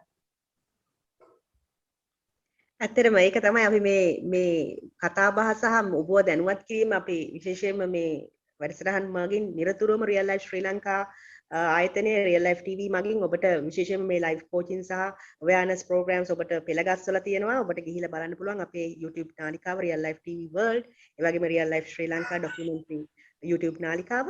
ඒ වගේම අපේ විවිධ ඉදිරියට ව්‍යාපෘති සහ මේ වැඩසටහන් සමග සම්බන්ධ වෙන්න පුළුවන්. අපිත් එක්ක Facebook එකේ රියල් ලයිෆ් SL කියලා සම්බන්ධ වෙන්න පුළුවන්. ඉතින් අපි ආරාධනා කරන මේ අනාගත පරපුර නිසියාකාරව හොඳ තිරසාර සංවර්ධනයක් සහ තිරසාර අනාගතයක් සඳහා මෙහෙවන්න රියල් ලයිෆ් ශ්‍රී ලංකා ආයතනය ඔබට මඟ පෙන්වීමක් කරනවා. ඒ වගේම ඔබට ව්‍යවසායකත්වයට අත්කලක් සහ ඔබට මාර්ගෝපදේශයක් ලබා දෙන්නට අපි 1-to-1 coaching ඒ වගේම group coaching සිදු කරනවා. ඉතින් අපිත් සමග එකතු වෙන්න කියලා ඔබට ආරාධනා කරනවා. ඒත් එක්කම තවදුරටත් ඔබට පුළුවන් කවුරු හරි ඉන්නවා නම් මේකට සම්බන්ධ වෙන්න කැමති කෙනෙක්ට link එක share කරන්න. සචින් ඉතින් අහලා තියෙන ප්‍රශ්නයක් මම හිතන්නේ මම දැක්කා මේ chat එකේ තිබුණා. ලංකාවේ මේ රාජ්‍ය විශ්වවිද්‍යාලයක් තුල පශ්චාත් උපාධියක් කරන්න අවශ්‍ය වෙන අවම සුදුසුකම් මොනවද කියලා ඔහු අහලා තිබුණා. ජස්මින් ඒක විශ්වවිද්‍යාලයට ඒක වෙනස් වෙනවා. අපි ගත්තොතින් මොරටු විශ්වවිද්‍යාලය ගත්තොතින් මොරටු විශ්වවිද්‍යාලයේ MSc එකක් කරන්න තියෙන සුදුසුකම නෙමෙයි, MPhil එකක් කරන්න තියෙන, MPhil එකක් කරන්න තියෙන සුදුසුකම නෙමෙයි, PhD එකක් කරන්න තියෙන්නේ. ඒ වගේම තමයි ඒ විශ්වවිද්‍යාලවල තියෙන post graduate bylaws ඇතුලේ ඒ දේවල් වෙනස් වෙනවා. ඉතින් මම හිතන්නේ නෑ මට ඒක හැම එකක්ම සාධාරණීකරණය කරන්න පුළුවන්. මම මොරටු විශ්වවිද්‍යාලය ගත්තොතින් මොරටු විශ්වවිද්‍යාලයේ වෙන වෙන ඩිග්‍රී එකක් නැත්නම් අපි කියමු ආර්ට් ඩිග්‍රී එකක් කරලා කොමර්ස් ඩිග්‍රී එකක් කරලා ඇවිල්ලා මොරටු විශ්වවිද්‍යාලයේ ආචාර්ය උපාධියක් කිරීමේ හැකියාව නැහැ. ඕකට මූලික දැනුමක් තිබිය යුතුයි තාක්ෂණ වේදය සහ ඉංජිනේරු විද්‍යාව සම්බන්ධව. ඒතර ඒ වගේම තමයි අඩුම ගානේ දෙවනි මොකද අපි කියන මේ සෙකන්ඩ් ක්ලාස් අපර් ක්ලාස් එකක් සෙකන්ඩ් අපර් එකක්වත් උඩ තිබිය යුතුයි. ආචාර්ය උපාධිය කරන්නේ. නමුත් MSc එකට ගත්තොත් ඊට වඩා අඩු මට්ටමක් තියෙන්නේ. ඒතර කෙනෙකුට ආචාර්ය උපාධියක් කරන්න ඕනකම තියෙනවා. නමුත් මට ෆස්ට් ක්ලාස් එකක් නැහැ කියලා හිතුවින් ඔහුට හැකියාව තියෙනවා MSc එකක් කරලා එකෙන් එක පඩියෙන් පඩිය Tamanට අවශ්‍ය කරන දැනුම හදාගෙන ඒ ගමන යන. ඒතර එහෙම කරපු දරුවෝ මගේ ළඟත් ඉන්නවා. සමහර ලාවට හොඳ පරිශන හැකියාව තියෙන දරුවෝ මාත් එක්ක රිසර්ච් කරන්න ඇවිල්ලා තියෙනවා. නමුත් ඔහුට ආචාර්ය උපාධියක් කරන්න අවශ්‍ය කරන මූලික සුදුසුකම් නැහැ. ඒතර ඔහුව MSc එකකට අපි රෙජිස්ටර් කරලා ඊට පස්සේ ඒ උපාධියත් එක්ක අපිට ඒ ක්වොලිෆිකේෂන් එකත් එක්ක අපිට පුළුවන්කම තියෙනවා ඊළඟ ස්ටෙප් එකට යන්න. ඒ වගේ ක්‍රමවේදයක් තමයි අපි සාමාන්‍යයෙන් අනුගමනය කරන්නේ. ඉතින් එක විශ්වවිද්‍යාලෙට ඒ දේවල් වෙනස් වෙනවා. හොඳම දේ තමයි ඒ විශ්වවිද්‍යාලයේ ඔබ ආචාර්ය උපාධියක් කරන්න බලාපොරොත්තු වෙන නැත්නම් පශ්චාත් උපාධියක් කරන්න බලාපොරොත්තු වෙන විශ්වවිද්‍යාලයේ වෙබ්සයිට් එකට ගියා නම් ඒකේ තියෙන බයිලෝ එක සඳහන් වෙලා තියෙනවා. ඒතකොට මේ බයිලෝ එක අනුව ඔබට පුළුවන්කම තියෙනවා තේරුම් ගන්න මොන වගේ අවශ්‍යතාවයක්ද තියෙන්නේ කියන එක. මට තියෙනවා දැන් තව ප්‍රශ්නයක් අහන්න මේ ඇත්තටම ඔය පශ්චාත් උපාධිය නැත්නම් ආචාර්ය උපාධියකට යන්න මේ අවශ්‍යතාවය තියෙන ගොඩක් ළමයි ඉන්න පුළුවන්. ඉතින් ඔවුන්ගේ අර පුළුවන් ඔවුන්ට කැමති ශාස්ත්‍ර තෝරගෙන ඒක අදහස අරගෙන පුළුවන් මොන විශ්වවිද්‍යාලයකට ඔබට අවසරය ලැබෙන්නේ සහ ඔබට සුදුසුකම තියෙන කියන එක විවිධ කාර්යන් ඔබට සොයා බලන්න සිද්ධ වෙනවා මම හිතන විදියට. ඉතින් ඒත් එක්ක මට අහන්න පුළුවන් මෙන්න මේ අපේ ඉවෙන්ට් එක අපි පබ්ලිෂ් කරාම මේ stupid question day කියලා සමහර අය හිතනවා මේ ඕන මෝඩ ප්‍රශ්න අහන ඉවෙන්ට් එකක් වෙන්නේ නැති මේක කියලා. ඉතින් මට ඇත්තටම කැමතියි මෙහෙම stupid question කියලා එකක් තියෙනවද ඇත්තට? ඕන මෝඩ ප්‍රශ්නයක් කියලා දෙයක් තියෙනවද? ජස්මින් මම හිතන්නේ මේ මෝඩ ප්‍රශ්න තාර්කික ප්‍රශ්න මේ ප්‍රොෆෙෂනල් ප්‍රශ්න කියලා මම හිතන්නේ නැහැ කෙනෙකුට තර්ක කරන්න පුළුවන් කියලා. මොකද සමහර වෙලාවට ලංකාවේ හරිම අර මේ ලිංක් මැඩි මානසිකත්වයකින් ජීවත් වෙනවා කියන්න පුළුවන් ගොඩක් දෙනෙක් ගොඩක් වෙලාවට හරිම ආසයි ගොසිප්ස් වලට යන්න. මිනිස්සු හරි ආසයි තව කෙනෙක්ගේ පෞද්ගලික ජීවිතය ගැන හොයලා බලන්න. තව කෙනෙක් ආසයි තමන්ට වඩා අනිත් මිනිස්සු ගැන වරි වෙනවා දකින්න. ඒ වගේම තමයි අනිත් ලෝකේ තමන් වටේ ඉන්න පිරිස අනුව තමන්ගේ ජීවිතය හඩගස්ස ගන්න. ඉතින් ඕක තමයි ඔය අනුව තමයි මේ රයිට් මේ වචනේ මේ වචන ස්ටුපිඩ් ප්‍රශ්නයක් මේ වචනේ කියන්නේ මේ හොඳ වචනයක් නෙමෙයි මේක නරක වචනයක් මේක හොඳ වචනයක් රයිට් මම ඉන්නේ පොෂ් සංස්කෘතියක මම තව කෙනෙක් ඉන්නේ ඊට වඩා අඩු තැනක මේ ඔක්කොම දේවල් හදාගෙන තියෙන්නේ හරිම මේ ප්‍රාථමික මට්ටමේ මිනුම් දඩු වලින් කියලා මට කියන්න පුළුවන්. එහෙම දේවල් මගේ ජීවිතේ නම් නෑ ජස්මින්. මම ජීවත් වෙන්නේ මට ඕන විදියට. මම කතා කරන්නේ මට ඕන විදියට. මම අඳින්නේ මට ඕන විදියට. මම ආශ්‍රය කරන්නේ මට ඕන විදියට. ඒක ඇතුලේ මම කියලා චරිතයක් නිර්මාණය කරලා තියෙනවා. ඒතකොට ඒක ඇතුලේ මම ස්වාධීනයි. ඒතකොට මම ඒ ස්වාධීනත්වයත් එක්ක මම මගේ ජීවිතයේ 100%ක් භුක්ති විඳිනවා. නමුත් අවාසනාවකට මම දැකලා තියෙනවා ඔය කියන ඔය පොෂ් සංස්කෘතිය ඇතුලේ එහෙම නැත්නම් ඔය කියන ස්ටුපිඩිටි එකෙන් එළියේ ඉන්න චරිත සදාකල් දුක් විඳිනවා. මොකද ඔවුන් අඳින්නේ තව කෙනෙක්ට ඕන විදියට ඒක තමන්ට ගැළපෙන තමන්ට සංස්කෘතියට ගැළපෙනව නොවෙන්න පුළුවන්. තව තමන්ගේ වටේ ඉන්න ළමයි ටික කොටට ඇඳගෙන යනවා නම් මමත් කොටට ඇඳගෙන යා යුතුයි. නමුත් ඒක මගේ කැමැත්ත නෙමෙයි. නමුත් මම ඇඳගෙන යනවා කොටට. ඒතර එහෙම කර තමන්ගේ ජීවිතය ඇතුලේ තව ඇතුළට ගිලෙනවා ඇරෙන්න මම හිතන්නේ නෑ ඒ ජීවිත වලින් එළියට එන්න පුළුවන්කම තියෙයි කියලා. මොකද අපි ගත්තොතින් මේ ඔය අපි සංස්කෘතියක් එක්ක නිර්මාණය කරගත්ත ක්‍රමවේදයක්. මොකද ඕක නෙමෙයි අපේ ලංකාවේ සංස්කෘතිය තිබුණේ. අපි ලංකාවේ සංස්කෘතිය ඇතුළේ උපසංස්කෘතිය නිර්මාණය කරලා තියෙනවා. කොළඹ කියන්නේ එක උපසංස්කෘතියක්. අපි ගත්තොතින් මේ තනමන්විලට ගියොතින් ඒක තව උපසංස්කෘතියක් විදියට. විශ්වවිද්‍යාලවල ගත්තොත් විශ්වවිද්‍යාල කියන්නේ තව උපසංස්කෘතියක්.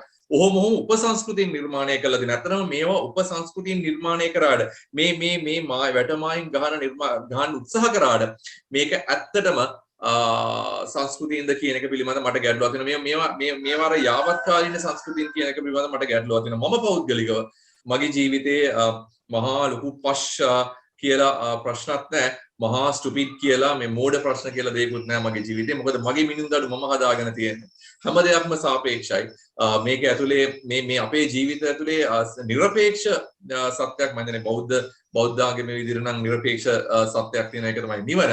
නමුත් ඒ අර මම දකින්නේ නැහැ කිසිම තැනක නිර්පේක්ෂ දෙයක්. අනිත් හැම දෙයක්ම සාපේක්ෂයි. ලස්සනද උසද මහතද දැනුමද මේ හැමදේම සාපේක්ෂයි. අපි හිතනවා අපි තමයි টොප්ම කියලා.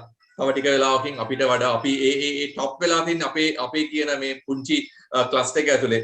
ඒ ක්ලස්ටර් එකෙන් එළියට ගියාට පස්සේ අපිට වඩා টොප් චරිතයක් එතන ඉන්න පුළුවන්. ඉතින් ඒක ඒ යථාර්ථය අපි තේරුම් ගත යුතුයි. තමන්ට තමන් ගැන මිනුමක් තිබිය යුතුයි. තමන්ව යම්කිසි විදියක හරි අවබෝධයකින් සිටිය යුතුයි. එහෙම ඉන්නවනම් මං හිතන්නේ නැහැ තව මිනිස්සු විදියට ජීවත් වෙන්න ඕනේ කියලා.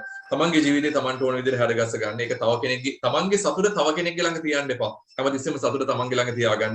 අන්න එහෙම කරපු වෙලාවට ඔබට තේරෙයි ඔය ස්ටුපිඩිටි කියන එකවත් පොෂ් කියන දේවත් අලුත් දේවල් නෙමෙයි. ඒක නිකන් මහා සමාජයේ තියෙන පුස්සක් කියන එක එදාට ඕන් තේරුම් ගනියි. ඇත්තටම මේ මටත් කියන්න ඕනුනේ මේ ගොඩක් දාට ළමයි ප්‍රශ්නයක් අහන්න නැතුව උන් ජීවිතය තුළ හිර වෙලා ඉන්න පුළුවන්. මේක මම අහන්න එක හරි නෑ. මේක මෝඩ ප්‍රශ්නයක් වෙයිද?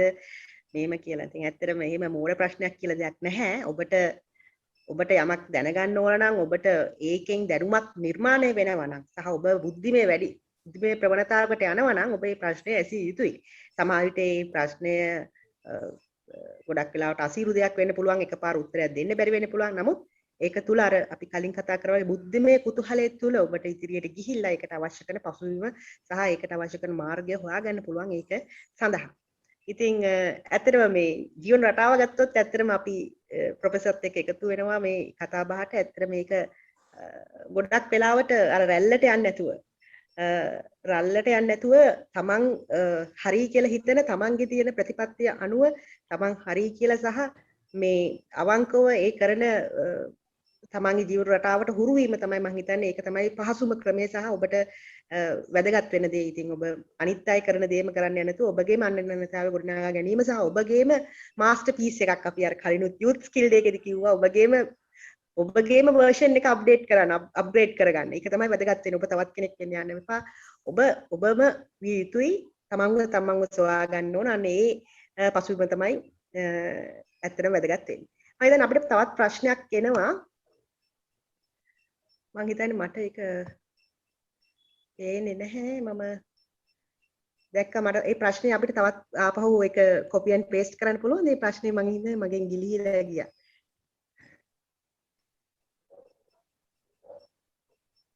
questions එක මට ආවේ නැහැ. ඒක පොඩ්ඩක් ඉරිහිලා ගියා. ලංකාව තුළ විදේශගත වෙන කවුද කතා කරේ? ඔබට මේ ප්‍රශ්නේ අහන්න පුළුවන්. මට ඔබ unmute කරන්න පුළුවන්. මට එයා පොඩ්ඩක් අත උස්සලා පෙන්නුවා නම් හරි. යොලොන්ද?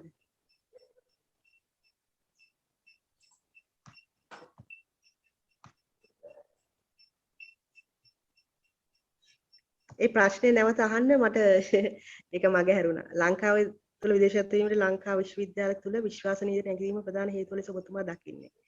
ලංකාව තුළ විදේශගත වෙන්නේ මේ ගොඩක් ශිෂ්‍යයෝ සහ උසස් අධ්‍යාපනයට වෙන්න පුළුවන් වෘත්තියක් හොයාගෙන වෙන්න පුළුවන් මේ ලංකා විශ්වවිද්‍යාල පද්ධතිය තුළ විශ්වාසය විදවැටීමද කියලා එයා අහලා තියෙනවා. මොකක්ද ඔබ හිතන්නේ? මෙමයි ජස්මින් ලංකාවෙන් විදේශගත වීම නැත්නම් ලංකාව දාලා යන පිරිස ගත්තොත් ඔව් බහුතරයක් ඉගෙන ගත්ත පිරිස. එතකොට ඇයි ලංකාව දාලා යන්නේ කියලා ගත්තොත් ඇත්තටම ඉගෙන ගත්ත පිරිස වලට ඔහුගේ ජීවිතයට ගොඩක් ඉන්වෙස්ට් කරලා දෙනවා. ඉන්වෙස්ට්මන්ට් එකට ගැලපෙන අවුට්කම් එකක් ගන්න බැරි වුණාට පස්සේ ඉතින් එතන දාලා යන සිද්ධ අපි ජීවිතේ ව්‍යාපාරයක් විදිහට ගත්තොත් ඕක තමයි යථාර්ථය. අපි අලුත් බිස්නස් එකකට ඉන්වෙස්ට් කරලා ඒ ඉන්වෙස්ට්මන්ට් එකට ගැලපෙන විදිහ අපිට ප්‍රොෆිට් එකක් එන්නේ නැත්නම් අපිට මේ බිස්නස් එක වහලා අලුත් බිස්නස් එකක් හදා ගන්න වෙනවා. ඕක තමයි ඉගෙන ගන්න අපි ඉන්වෙස්ට් කරන්න කෙනෙකුට හිතෙන්න පුළුවන් මට මේ ඉන්වෙස්ට්මන්ට් එකට ගැලපෙන අවුට්කම් එකක් නැහැ. එහෙනම් මම මෙතනින් යා යුතුයි කියලා. හැබැයි ඒක ණයක් අරගෙන නම් තියෙන්නේ ඒ විදිහට දමලා යන්න බෑ. මොකද අපිට තියෙනවා ලයබිලිටි එකක්. ඒතර අවාසනාවකට ලංකාවේ අධ්‍යාපන ක්‍රමය ඇතුලේ ඒ ලයබිලිටි එක උගන්වන්නේ නැහැ. අපිට මේක නිදහස් අධ්‍යාපනය සහ මේ ෆ්‍රී එඩියුකේෂන් නැත්නම් මේ නිකන් දෙන අධ්‍යාපනය වීම ඇතුලේ අපිට ලයබිලිටි එක අපේ අපේ ලේවලට බද්ධ වෙලා නැහැ. ඉතින් ඒකත් එක්ක අර අපි මේ ඉන්වෙස්ට්මන්ට් එකක් විදිහට ගන්නවා මිසක් අපි මේකට ලෝන් එකක් අරගෙන අපි ඒ ලෝන් එක ඉන්වෙස්ට් කරනවා කියන එක අවබෝධයක් නැහැ. ඉතින් ඒක නොදීම ඇතුලේ තමයි කෙනෙක් සමහරවිට ඉගෙනගෙන රට දාලා යන්නේ. නමුත් මම හිතන්නේ ඉතින් කෙනෙක් ඒක ඉන්වෙස්ට්මන්ට් එකක් විදිහට ජීවිතය කියන්නේ ඉන්වෙස්ට්මන්ට් එකක් විදිහට සලකනවා නම් ඔබ රට දාලා යා යුතුයි. මමත් ඕන් එන්කරේජ් කරනවා ඔබ යා යුතුයි මේ රටේ ඉන්න එපා. මොකද ඒ වගේ පිරිස් තවදුරටත් මේ රට තුල ඉඳීමම මම හිතන්නේ ලංකාවට ලොකු අවාසියක් විදිහට මම දකිනවා. මොකද මේ පිරිස් ජීවිතය දකින්නේ ව්‍යාපාරයක් විදිහට. මම හිතන්නේ මේ වගේ චරිත මේ රටේ තුල ජීවත් නොවිය යුතුයි. මේ රට ව්‍යාපාරයක් නෙමෙයි, මේක ව්‍යාපාර කරන්න පුළුවන් රටක් නෙමෙයි, මේක ඊට වඩා වටින රටක්. ඉතින් කෙනෙක්ට මට පුළුවන්කම තියෙනවා මම ඇත්තටම මෙච්චර කාලයකට මම උත්සාහ කරේ නෑ පිරිස් ලංකාවෙන් යවන්න. මම හැමතිස්සෙම උත්සාහ කරේ නෑ ඔබ සිටිය යුතුයි මේ රට නිර්මාණය මේ රට සංවර්ධනය කළ යුතුයි. නමුත් මම හිතන්නේ නෑ තවදුරටත් ඔය කියන මානසිකත්වයේ තියෙන ගැති මානසිකත්වයක් සහ මේක ව්‍යාපාරයක් විදිහට ජීවිතය දකින පිරිස් එක්ක ඔවුන්ට ගැලපෙන රටක් නෙමේ ජස්මින් ලංකාව කියන්නේ. ජස්මින් මේ ලංකාව කියන්නේ ව්‍යාපාරයක් කරන්න පුළුවන් රටක් නෙමේ. ව්‍යාපාරයකට එහා ගිහිල්ලා මානසික තෘප්තිය වෙනුවෙන් ජීවත් වෙන්න පුළුවන් රටක් තමයි ලංකාව කියලා. කියන්නේ කෙනෙක් හිතනවා නම් ජීවිතේ ව්‍යාපාරයක් විදියට මම කැමති අධ්‍යාපන ක්‍රමයේ සම්පූර්ණයෙන්ම උඩියප්පිකුර කරලා ওই පිරිස් ටික ලංකාවෙන් හැකියතාක් ඉක්මනට යවන්න. ඉතුරු වෙන්නේ 10 නම් මම කැමති 11 වෙලා මේ රට හදන්න. මොකද මේ රට කියන්නේ තවදුරටත් ව්‍යාපාර කරන්න පුළුවන් රටක් නෙමෙයි. මේකේ තිබිච්ච මුල් ටික මරලා තියෙන්නේ. මේ රට සම්පූර්ණිත රටක් විදිහට දෙන මේ රට මහා ප්‍රෞඩ රටක් විදිහට තිබුණාත් අවාසනාවකට මේ ඔය කියන මානසිකත්වයේ තියෙන පිරිස් රට ඇතුලේ නම්බර් එක වැඩි වීම ඇතුලේ නැත්නම් බහුතරයක් ඕන් වීම ඇතුලේ රට කඩන් ගන්න ඕන් මේ රට ඇතුලේ මහා ලොකුවට දාර්ශනික මතවාද අරගෙන ඔහුට හම්බෙන්න පළවෙනි අවස්ථාවෙම ඔහු රට දාලා යනවා. අතර ඒ වගේ පිරිස් නම් රට ගැන තීරණය කරන්නේ. ඒ වගේ පිරිස් නම් රට ගැන කතා කරන්නේ. මම හිතන්නේ නෑ තවදුරටත් ඕන් ලංකාව තුළ ජීවත් විය යුතුයි කියලා. ඕන් අනිවාර්යයෙන්ම රට හැර යා යුතුයි. විශ්වවිද්‍යාල පද්ධතිය වගකීම යුතුයි රට හැර යන්න. මොකද රටට ගැළපෙන උපාධිධාරියෙක් විශ්වවිද්‍යාල පද්ධතිය ඇතුළේ නිර්මාණය කරන්නේ නෑ. ඒතකොට එහෙම වුණාට පස්සේ රටට ගැළපෙන පුද්ගලයෙක් වුණාට පස්සේ එතන අධ්‍යාත්මයක් තියෙන්න ඕනේ. එතන ඔහුට ගැළපෙන වෘත්තියක් කිරීමේ හැකියාව තියෙන්න ඕනේ. ඒ වෘත්තියට ගැළපෙන අධ්‍යාපනයක් විශ්වවිද්‍යාල පද්ධතිය ඇතුළේ තිබිය යුතුයි. ඒ එක දෙයක්වත් නොලැබෙන තැන විශ්වවිද්‍යාල දරුවා අනාථ වෙනවා. විශ්වවිද්‍යාලෙන් එළියට ආවට පස්සේ ඔහුට සිද්ධ වෙනවා අනිවාර්යෙන්. මොකද උපාධියක් අරගෙන ලංකාවේ ක්‍රමයක් හැදිලා නැහැනේ. වෘත්තිය අනුව තමන් අඳින පළඳින විදිය අනුව තමන්ගේ ජොබ් එකේ ටයිටල් එක අනුව තමයි මනුස්සයව මනින මට්ටමට ලංකාවේ පත් වෙලා තියෙන. අපි වෙන දියුණු රටකට ගියොත් ඉතින් ඔබට වඩා ගොඩක් වෙනස්. සමහරවිට ටැක්සියක් කෙලවන මේ මහත්මයා නියම මහත්මයෙක් වෙනවා. වෛද්‍යවරයෙක් ඉංජිනේරුවෙකුට වඩා වෙන රටක. නමුත් අවාසනාවට ලංකාවේ ත්‍රිවිල් එක එලවන මනුස්සයා ත්‍රිවිල් කාර්යය වෙලා තියෙනවා. කවදාකවත් ඉගෙනගත්ත මනුස්සයෙක් ත්‍රිවිල් එකක් එලවන්න මම කියන්නේ ත්‍රිවිල් එලවන්න යන්න කියලා. අපි එතනින් එහාට ගියොත් මේ ගොවි මහත්මයෙක් නෙමෙයි අපිට දැන් ඉන්නේ ගොයියෙක්. අර පාරක උද්ඝෝෂණ කරන මේ වීවලට මේ පොරට ගිල්ලන විතර වීල්ලන ගොවියෙක් ඉන්නව ඇරෙන්න. ගොවියෙකුත් නෙමෙයි ගොයියෙක් ඉන්නව ඇරෙන්න. එතන ගොවි මහත්මයෙක් නෑ. ඒතර කවදාකවත් ඉගෙනගත්ත මිනිස්සෙක් කෘෂි කර්මාන්තයට යොමු වෙන්නේ නැහැ. මොකද සමාජ පිළිගැනීමක්. ඒතර මේ සමාජ පිළිගැනීම කියන එක කඩලා බිඳලා දාලා තියෙන්නේ අධ්‍යාපන ක්‍රමයේ. ඒක නැතුව වෙන කෙනෙක් දේශපාලකයෙක් ඇවිල්ලා කඩලා බිඳලා දැම්ම කියලා කියනවා මම මේක පිළිගන්න කැමති නැහැ. මොකද ඕන් ඒ තරම් දක්ෂ බුද්ධිමත් පිරිස් නෙමෙයි දේශපාලකයෙක් කියන්නේ. ඔහු කපටි චරිතයක්. ඒතර කපටියෙකුට පුළුවන්කම තියෙනවා නම් රටේ අධ්‍යාපනය වෙනස් කරන්න. ඒකෙන් ගම්ම්‍ය වෙන්නේ කපටියගේ හැකියාව නෙමෙයි. ඔය කියන උගත් බුද්ධිමත් පිරිස්වල තියෙන නොහැකියාව මිසක් කපටියගේ හැකියාව විදිහට මම දකින්න කැමතියි. මේකේ මූලික වගකීම තියෙන අධ්‍යාපන ක්‍රමය ඇතුලේ හෙටට ගැලපෙන දරුවෙක් විශ්වවිද්‍යාල පද්ධතිය ඇතුලේ නිර්මාණය කළා නැහැ. අධ්‍යාපන ක්‍රමය ඇතුලේ නිර්මාණය කළා නැහැ. ඒක ඇතුලේ ලොකු සමාජ විෂමතාවයක් නිර්මාණය වෙලා තියෙනවා. ඒකත් එක්ක එන ආතතිය බලපානවා. ආතතියත් එක්ක එන උගත්කම බලපානවා. අර උපාධිය කොලේ බලපානවා රට හැර යන්න. ඔවුන් අසරණයි, අවාසනාවන්තයි. නමුත් ඒක කියන්න දෙයක් නැහැ. නමුත් ඔවුන්ට යා යුතු නම් මේ රට දාලා ඔහු සූදානම් නැත්නම් ජීවිතය කියන්නේ චැලෙන්ජ් එකක්. ඒක යම්කිසි අර මේ ඒ චැලෙන්ජ් එකක් බයා කරගන්න පුළුවන් මට්ටමකට ඔහු දියුණු නැත්නම් මම හිතන්නේ හොඳම දේ තමයි පිටරටකට ගිහිල්ලා ඔය කරන පුංචි රස්සාවක් කරගෙන ජීවිතේ සතුටෙන් ගෙවන්න. මේ රටේ ඉන්නවා කියන්නේ ජීවිතේ චැලෙන්ජ් එකක්. නියම ජීවිතයක් විඳින්න තියෙන හොඳම රට ලෝකේ මේ රට. මට නම් වෙන රටක් නැහැ. හැබැයි කෙනෙක් යනවා නම් මම හරි කැමතියි ඔහු යනවාට. මොකද මේ රටේ ඉඳ මේ රටක කූල්ලන පිරිසකට වඩා මේ රටට ආදරය කරන මේ රටේ නියම ගැඹුර දන්න චරිත ටිකක් ඉතුරු නැතිනම් මම හිතන්නේ මේ රට හදන්න පුළුවන්. අපි ඇත්තටම ප්‍රොෆෙසර් අංකික මේ ළඟදී අලුත් දෙයක් පටන් ගත්තා. ඒක තමයි මේ චිත්‍රපටි ගැන ෆෑන් රිවිව් එකක් කරනවා. ඉතින් අපි මේ ළඟදී පටන් ගත්ත මුල්ම චිත්‍රපටය තමයි මචන් චිත්‍රපටය. ඒ චිත්‍රපටයේ මේ සමාජ මේ ගැටලුව ඊටාම ලස්සනට පෙන්නනවා. ඉතින් ඇත්තටම රට දාලා යන්නේ මේ බ්‍රේන් ඩ්‍රේන් උගත් පිරිසටත් වඩා තව මුකුත් කරගන්න බැරි සාමාන්‍ය දැනුමක් තියෙන ඒ වගේ කට්ටියත් කොහොමත් හරි බෝට්ටු වලින් ওই වගේ විදිහට රටවල් අරතලා යනවා. ඉතින් ගොඩක් කලාවට මිනිසුන්ට තියෙන මානසිකත්වයක් තමයි මේ රටේ මොනවා හරි වැඩ කරගෙන කාර්මික විද්‍යාලයකට ගිහිල්ලා ඉගෙන ගන්නවටත් වඩා පිට රටකට ගිහිල්ලා මොනවා හරි ඊටාම පහත් රැකියාවක් හරි කරත් ප්‍රශ්නයක් නෑ උන්ට යමක් විතර පිට රටනේ ජීවත් වෙන්න කියන මානසිකත්වය තියෙනවා. ඉතින් මොකද්ද ඔබ දකින්නේ මේ උගත් අය ගැන අපි කතා කරා. දැන් සමහර සාමාන්‍ය දැනුමක් තියෙන O level pass නැති සමහර විට ඒ වගේ උසස් අධ්‍යාපනයට නොගිය පිරිසක් ඉන්නවා. ඒ තරුණ තරුණියෝ ඔවුන්ගේ අනාගතය ගොඩනගාගන්නේ කොහොමද? ඔවුන් හිතන විදිහට ඔවුන්ටත් ඇති වෙයි ඇත්තටම මේ පිටරටකට යන්න අවශ්‍යතාවයක් තියෙනවා මටත් මේ ජීවිතය අලුත් විදිහට පටන් ගන්න පුළුවන් අලුත් ජීවිතයක් පටන් ගන්න පුළුවන් කියලා. ඔබ හිතන්නේ මොකක්ද ඒ ගැන? නෑ ඔවුන්ගේ පැත්තෙන් මම හිතන්නේ ඒක සාර්ථකයි මේ සාධාරණයි ඒ අහන ඒ ඔවුන්ගේ මතේ පිළිගැනීම මම හිතන්නේ ඒක ඔවුන්ට දොස් කියන්න බෑ මොනම විදියකින්වත් මේ තියෙන සමාජ ක්‍රමය ඇතුලේ. මොකද මේ මම ඉස්සෙල්ලත් කිව්වා ලංකාවේ අධ්‍යාපන ක්‍රමයේ තියෙන ෆ්‍රී এডুকেෂන් එකක් නැත්නම් නොමිලේ දෙන අධ්‍යාපනයක්. ඒතර නොමිලේ දෙන අධ්‍යාපනය ඇතුලේ ඔය ඉස්සෙල්ලා කතා කරපු මේ මහත්මයා නැත්නම් අපි කතා කරොත් අර ඕලෙවලුත් සමත් නැති චරිතය ලංකාවට තියෙන බර අඩුයි. ලංකාවේ ණය අරන් තියෙන ප්‍රමාණය අඩුයි O level අසමත් කියලා කියන්නේ. මොකද ඊට පස්සේ අවුරුදු 5ක් 6ක් ඔහුට උගන්වලා නැහැ. ඔහුගේ අධ්‍යාපනය කැප කරලා මොකද අධ්‍යාපනය කියලා කියන්නේ O level සමත් වීමවත් A level සමත් වීමවත් නැත්නම් විශ්වවිද්‍යාලයකට ගිහින් උපාධියක් ගැනීම නෙමෙයි. එතනින් එහා ගිය අධ්‍යාපනයක් තියෙනවා. මේක තමයි අර කේස් මොඩල් එකත් එක කතා කරේ. සමහර ලාවට ඔය අපොසේ සාමාන්‍ය පෙළ අසමත් වෙච්ච දරුවා විශ්වවිද්‍යාලයක ගිහිල්ලා උපාධියක් ගත්ත මනුස්සයට වඩා රටේ සංවර්ධනයේට සහ රට යහමඟට ගන්න හැකියාව තියෙන චරිතයක් බවට පරිවර්තනය වෙන්න පුළුවන්. මොකද මෑත ඉතිහාසයේ ලොකු උදාහරණ තියෙනවා. උගත් පිරිස දේශපාලනය කරන්න ගිහලා රට පාලනය කරන්න ගියාට පස්සේ මොකද්ද වෙන්නේ කියන එක වෙනම කතාවක්. නමුත් කියන්නේ උගත්කම මදි කියන එක උගත්කම නෙමේ කෙනෙක්ට ජීවත් වෙන්න කෙනෙක්ගේ තමන්ගේ පෞරුෂය ගොඩනගා ගන්න අවශ්‍ය කරන උගත්කමවත් මහාචාරකමවත් නෙමේ කියන එක හොඳටම ඒත්තු ගැච්චිච්ච ලෝකයක තමයි අපි අද ජීවත් වෙන්නේ. ඒක වෙනම කතාවක්. නමුත් මම කියන්න උත්සාහ කරේ අර ඔපස සාමාන්‍ය පෙළ අසමත් කියන පුද්ගලයාට ණයයි ඔය විශ්වවිද්‍යාලයෙන් උපාධියක් අරගෙන එළියට එන පුද්ගලයා ඔන්න ඔය ණයභාවයෙන් ණය ගැතිභාවය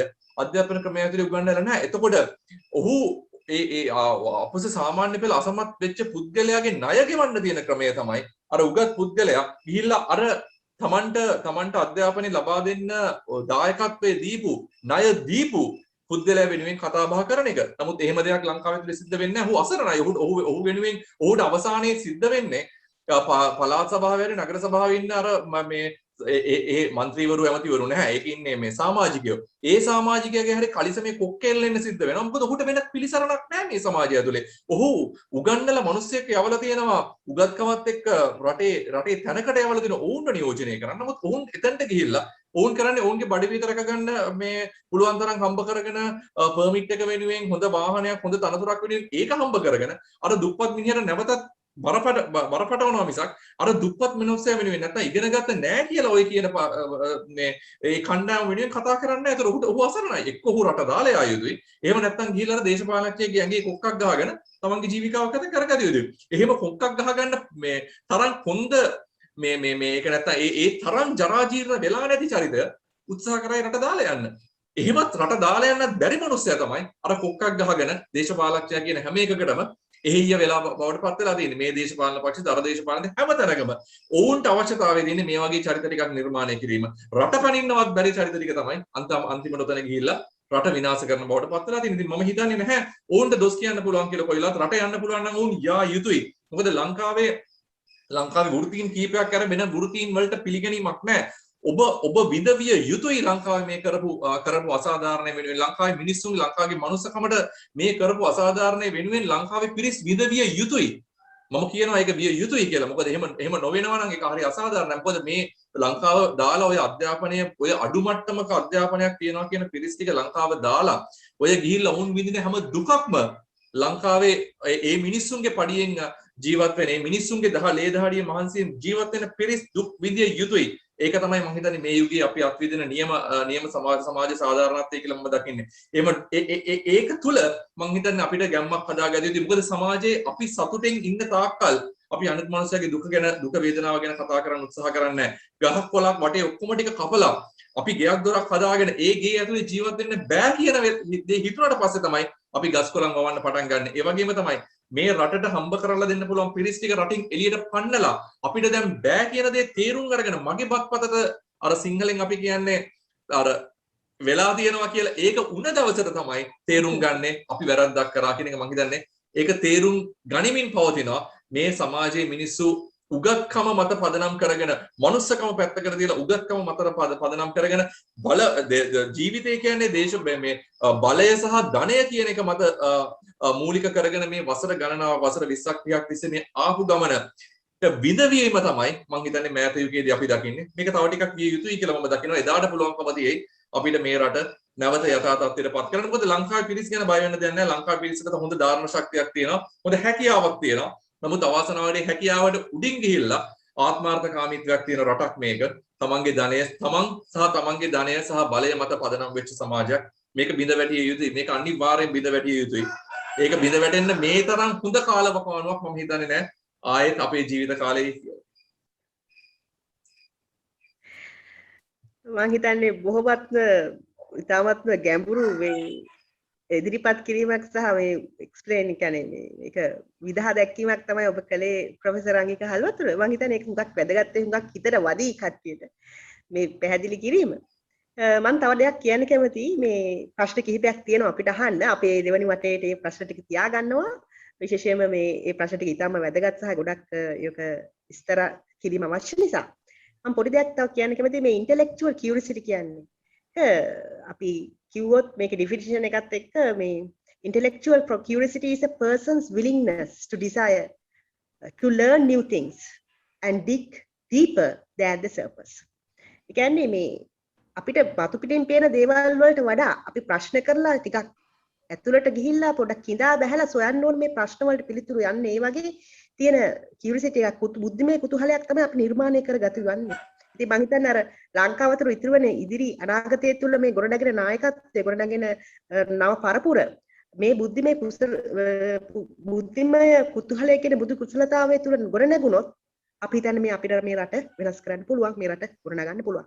ඉතින් intellectually curious people aren't satisfied with the status quo as the answer to their questions. They dig deeper into topics and fully understand the reasoning behind common processes.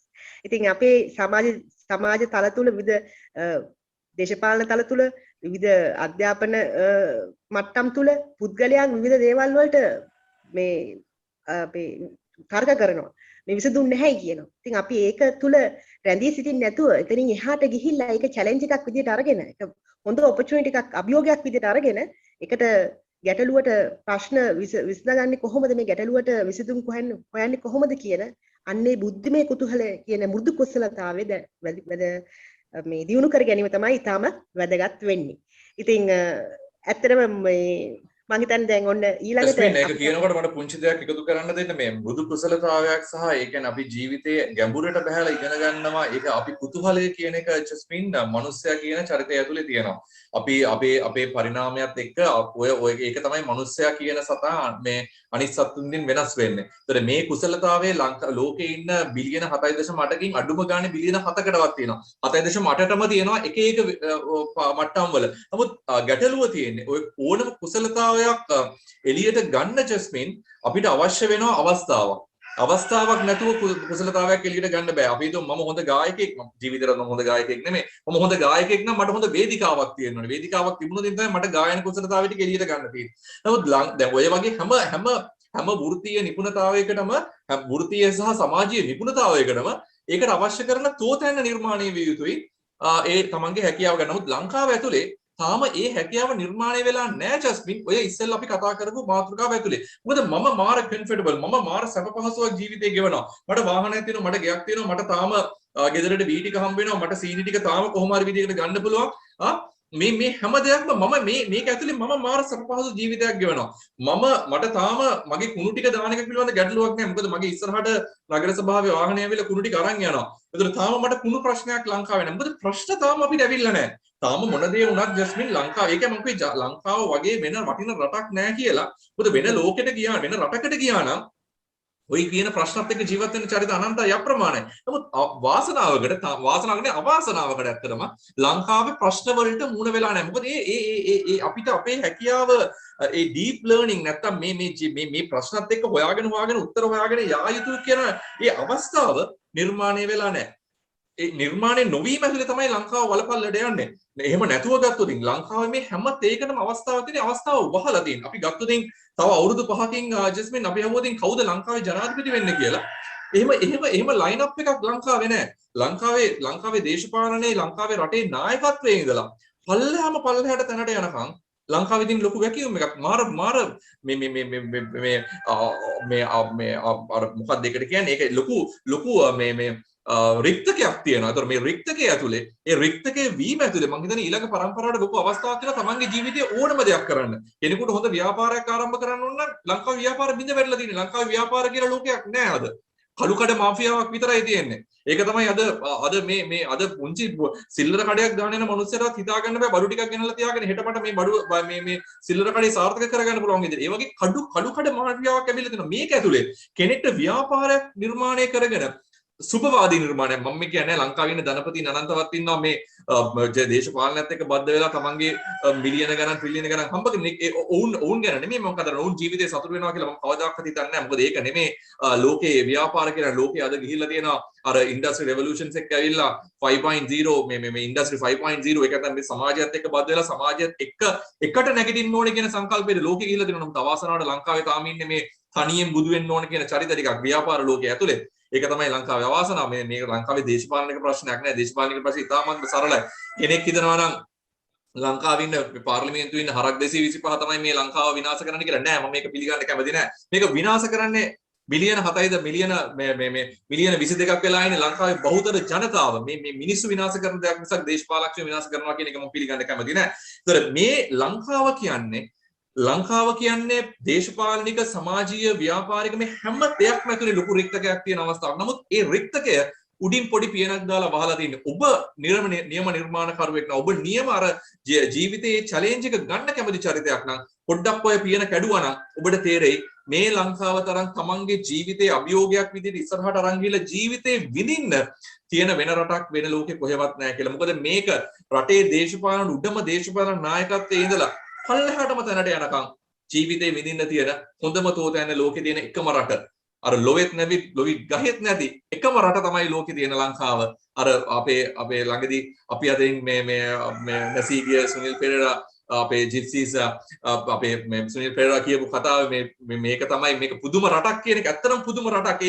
ඒ සින්දුවේ හාස්‍යයක් තියෙනවා වගේම ඒක ඇතුලේ තියෙනවා ලොකු ගැඹුරක් මම දකිනවා. අද මට පේනවා මේ ගැඹුර. මොකද මේක මහා පුදුම රටක්. මේක හැම පැත්තකින්ම රික්තකයක් තියෙනවා. නමුත් අපි මේ ප්‍රශ්නේ ගැන දකින පැත්ත වෙනස්. ඒ පැත්ත ඇතුලේ පුංචි තිරයක් දාලා වහලා තියෙනවා. අර තියෙන රික්තකේ පේන්නේ. ඔබ පිටිපස්සෙන් ගිහිල්ලා බැලුවොත් මේ ඔක්කොම පුස්සක් තියෙන්නේ. ඔබට හොඳ අවස්ථාවක් තියෙනවා ඔබගේ ජීවිතේ ජය ගන්න. ලංකාව තරම් හොඳ රටක් වෙන කොහෙවත් නැහැ. යෝලින් අපිට කියලා තියෙනවා මම හිතන්නේ මේ ප්‍රශ්නෙට උත්තරේ ඔබගේ මේ මුළු කතා බහ තුළම මේ උත්තරේ තිබුණා ගැප් වෙලා. නමුත් අය අසා තිබෙන නිසා මම මේක ඔබට ඉදිරිපත් කරන්නම්. මේ රටේ මිනිස්සු මම හිතන්නේ මේ අපේ රට ගැන තමයි කතා කරන්නේ. රටේ මිනිස්සු තුළ මනුස්සකම් දකින්නවත් නැති යුගයක්. තමා විශ්වාස කරන දෙයක් නැතිවීමට තියෙන යුගයක්. මුදල් මත සමාජ තල බිහිවීමට දකින්න හේතුවක් වන්නේ මොකක්ද කියලා අහලා තියෙනවා. ඔබගේ මතය හේතුව මමත් ඉතින් අපි ගැන හිතන එක මම හිතන්නේ නෑ ඒක වැරදි කියලා ජස්මින් මම පෞද්ගලිකව තියෙන දෙයක් හිතන දෙයක් තමයි මම මගේ ජීවිතේ මාව සතුටු කරන්න උත්සාහ කරනවා වෙරෙන්න මම ලෝකේ වෙන කිසිම කෙනෙක්ව සතුටු කරන්න උත්සාහ කරන්නේ නෑ මම මගේ අම්මා තාත්තව සතුටු කරන්නේ මගේ එක යුතුයකමක් සහ වගකීමක් විදිහට ගත්තොත් මම මගේ ජීවිතේ දුක් විඳිනවා ඕක තමයි රටේ සමාජයේ වෙලා තියෙන්නේ අපි හැම දෙයක්ම යුතුයකමක් සහ වගකීමක් බවට පරිවර්තන මොකද අපේ සිංහල භාෂාවෙත් මේ යුතුයකම සහ වගකීම කියන එක හරි උඩ මට්ටමක දෙන අපේ මේ සංස්කෘතික ක්‍රමවේදය ඇතුලේ ආගම දහම මේ ඔක්කොම ඇතුලේ යුතුයකම කියලා උඩට උස්සලා තියෙනවා. දේශපාලන නායකත්වය නිර්මාණය කරන්නේ අනේ යුතුයකමක් මේ මනුස්සයා මෙහෙම මට කොරානේ කියලා අපි ගිහිල්ලා ඔය මතවාදයේ රට ඇතුලේ නිර්මාණය කළා දෙනවා. ඔබට පුළුවන්කම තියෙනවා නම් පළවෙනිම ඔබව සතුටු කරන්න. ඔබට පුළුවන්කම තියෙනවා නම් ඔබ කරන දේ ඇතුලේ ඔබ සතුටු වෙන්න. ඔබ කවදාකවත් තව කෙනෙකුගේ ජීවිතේ සතුට උදුර ගන්න උත්සාහ කරන්නේ නැහැ. ඔබ යුතුයකම සහ වගකීම කියලා නිර්මාණය කරලා ඔබ අනිත් මුළු සමාජ ක්‍රමයේම බිඳවට්ටලා තියෙනවා. ඔය පුස්ස තමයි අද ලංකාව ඇතුලේ මම අත්දකින්නේ. කෙනෙක් කියනවා නම් මම අම්මටයි තාත්තටයි සලකන්නේ යුතුයකමක් සහ වගකීමක් වෙනුවෙන් කියලා මම මේක පිළිගන්න කැමති නෑ. මම මගේ අම්මටයි තාත්තටයි සලකලකින් සතුටක් ලබන්නේ අනේ මගේ අම්මා තාත්තා මම මේක කළ යුතුයි මේක මම අම්මට කරා මම මේක මගේ තාත්තට කරා කියලා ඒක තුනේ මට සතුටු වෙන්න බැරුව අනේ මං අර මනුස්සයර මෙහෙම දෙයක් කරානේ අයියෝ මේ මට තිබිච්ච සල්ලි ටිකනේ දුන්නේ කියලා නම් කරන්නේ. ඔබ ජීවිතේ දුක් විඳිනවා. ඒ වගේම තමයි සමාජ ක්‍රමය ඇතුලේ අපි පද්ධතියක් විදිහට බෙදනවා. ඔබ දරුවන්ට උගන්වන්නේ යුතුයකමක් විදිහට නම් මම උඹ වදපු හින්දා මං දරුවන්ට උගන්වනවා කියලා නම් ඔබ කරන්නේ ඔබ ජීවිතේ විඳින්නේ නැහැ. ඔබ පළවෙනිම උත්සාහ කරන ඔබට අවංක වෙන්න. මං හිතන්නේ මේක තමයි අපිට නැති එකම දේ. ලෝකෙට ඕන තරම් බොරු කියන්න. මට ප්‍රශ්නයක් නැහැ. මම සාමාන්‍යයෙන් මම විශ්වාස කරන දේ තමයි මට අවංකයි. මම කවදාකවත් මට බොරු කරගන්නේ නැහැ. මම බොරු කියාගන්නේ නැහැ. ඒ වගේම මට බොරු කරගන්නේ නැහැ. නමුත් මම ලෝකෙට බොරු කියයි අනන්තවත් අප්‍රමාණවත්. නමුත් ඔබ විශ්වාස කරන්න, ඔබ ගැන නියම තක්සේරුවක් එක්ක යන්න.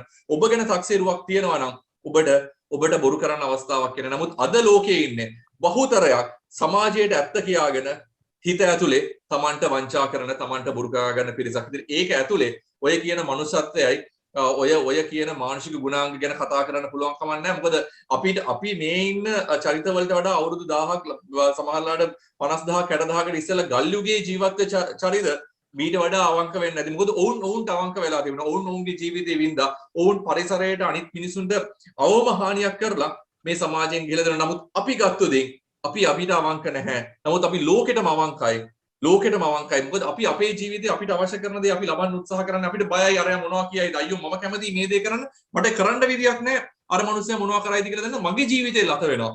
ඒක ඇතුලේ අපි ජීවිතේ ජීවත් වෙන තාක්කල් අපි ජීවිතේ විඳවන හැරෙන්න විඳින්නේ නැහැ. නමුත් අර මම කියපු අවුරුදු ලක්ෂ ගණනකට ඉස්සෙල්ලා ජීවත් වෙච්ච ගල් යුගයේ ජීවත් වෙච්ච චරිතේ තමන්ගේ ජීවිතේ සතුටින් ගෙවන්නේ නැති අද මේ ජීවත් වෙන සැප පහසුවට වඩා. ඉතින් මම හිතන්නේ ඒ තිබිච්ච මනුස්සකම මිනිස්සයාගේ තිබිච්ච ඒ ජීව ගුණය නැති කරලා තියෙන්නේ. මුදල්වත් කිසිම දෙයක්වත් නෙමේ. අපේ තිබිච්ච ඒ අපිට අවංක වීමේ ගුණාංගය අපිට අහිමි වීම ඇතුලේ. එහෙම නැති වුණා නම් මේ රට මේ ලෝකෙ මීට වඩා ගොඩාක් සුන්දර වෙන්න දුනා. ඒ අසුන්දර ලෝකේ නිර්මාණය කළා දින අපිට අවංක නොවීම ඇතුලේ. අපිට ඕන විදිහට hina වෙන්න අවස්ථාවක් නැහැ. අපිට ඕන විදිහට කතා කරන්න අවස්ථාවක් නැහැ. අපිට ඕන විදිහට අඳින්න ක්‍රමවේදයක් නැහැ. මේ අනුන්ට ඕන විදිහට ජීවත් වෙලා මොන අවුරුදු 100ක් 200ක් කොච්චර ජීවත් වුණත් වැඩක් නැනවද අපිට ඕන විදිහට එක තප්පර පහක් අපි ජීවත් වෙන්නේ නැතුව. මට නම් ඒක අවශ්‍ය නැහැ. මම පළවෙනිම උත්සාහ කරන්නේ මාව සතුටු කරගන්න. මම දන්නවා මාව සතුටු කරගත්තොත් මගේ ළඟම ඉන්න පිරිස සතුටු වෙනවා. ඔවුන් සතුටු වුණොත් ඊළඟ ලේයක සතුටු වෙනවා. මෙන්න මේ ක්‍රමය ඇතුලේ අපිට සමාජය වෙනස් කරන්න බලන්න. එතාට පුළුවන්කමදී ඔය කියන මනුස්සත්වය සහ අපි පරිසරය සහ සමාජයත් එක්ක තියෙන බැඳීම වැඩි දියුණු කරන්න. මේක අපි ඉන්නේ අපේ මේ පුංචි සයිලෝස් ඇතුලේ ඉන්නේ පුංචි කොටුවක් ඇතුලේ අපි හිර වෙලා ඉන්නේ. මේ කොටුව අර out of the box thinking කියන එක නෙමෙයි මම මේ කතා කරන්නේ. පළවෙනියෙන්ම කොටුව ඇතුලේ තමන් නිදහස් විය යුතුයි. තමන් නිදහස් වුණොත් මේ කොටුවෙන් ආයේ පිටපනින්න අවශ්‍යතාවයක් නැහැ. මේ කොටුව ඇතුලේ තමන් ස්වාධීන සහ ඊටමත් සාර්ථක චරිතයක් බවට පරිවර්තනය වෙයි. ඔව්. මම හිතනවා මේ වෙලාවේ තව දෙයක් කියන්න ඕන. අපි real life ශ්‍රී ලංකා විසින් අපි ලෑස්ති කරලා තියෙනවා inspire yourself කියලා knowledge forum එකක්. ඇත්තටම මේ ප්‍රොෆෙසර් රංගික හල්වතුර කියපු දෙයට අපි එකග වෙනවා. මේ ලෝකෙ තමන්ට අහිමි වෙන්න පුළුවන් ලොකුම දේ තමයි තමන්ට තමන්ව අහිමි වීම. ඉතින් ඒ තමන්ට තමන්ව අහිමි කරගන්න නැතුව තමන්ව සොයාගෙන තමන්ව ඉන්ස්පයර් කරගෙන තමන්ව දිරිමත් කරගෙන ඉදිරියට යෑම තමයි ජීවිතේ ජයග්‍රහණය ලබා ගන්න පුළුවන්.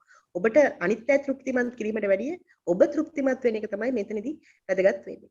ඉතින් inspire yourself කියලා අපේ knowledge forum එකක් තියෙනවා. මේක වසර 2019 වර්ෂයේ පටන් ගත්තේ 2020 COVID නිසා අපි online කරා. 2021 වර්ෂයත් අපි online කරන්න හිතන් ඉන්නේ. ඔක්තෝබර් 24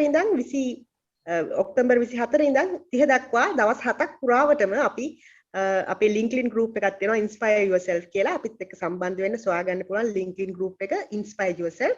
knowledge forum එකත් එක්ක සම්බන්ධ වෙන්න ඔබට ගොඩාක් දැනුම ලබා ගන්න පුළුවන්. මම හිතන්නේ මේ ගැටලු ප්‍රශ්න වලට විශේෂයෙන්ම වැදගත් වෙන්නේ ඔබට මේ දියුණු වෙමින් පවතින මානසිකත්වයක් සාදා ගැනීම. ඒ කියන්නේ ඔබගේ මනස තුල growth mindset එකක් හදාගන්න. එතකොට තමයි අපි මේ පරපුරක් විදියට අලුත් පරපුරක් විදියට අපිට ඉදිරියට යන්න පුළුවන් වෙන්නේ මෙන්න මේ ප්‍රශ්න ගැටළු වලට නිරායාසයෙන්ම මේකට ඔබට සොලියුෂන්ස් ඒ කියන්නේ විසඳුම් ලැබෙන්න පුළුවන් අපි තනියම ඉන්ඩිවිජුවලි මේ විදියට අපි වෙනස් වුණොත්. ඉතින් මම හිතන්නේ ඔබ මේ දේ තවත් අයත් එක්ක බෙදා ගන්න, ෂෙයා කරන්න. මේ වගේ වැඩසටහන් තියෙනවා මේවට සම්බන්ධ වෙන්න කියලා. මම හිතන්නේ ඒ තුල ඔබට පුළුවන් ලොකු වෙනසක් කරන්න.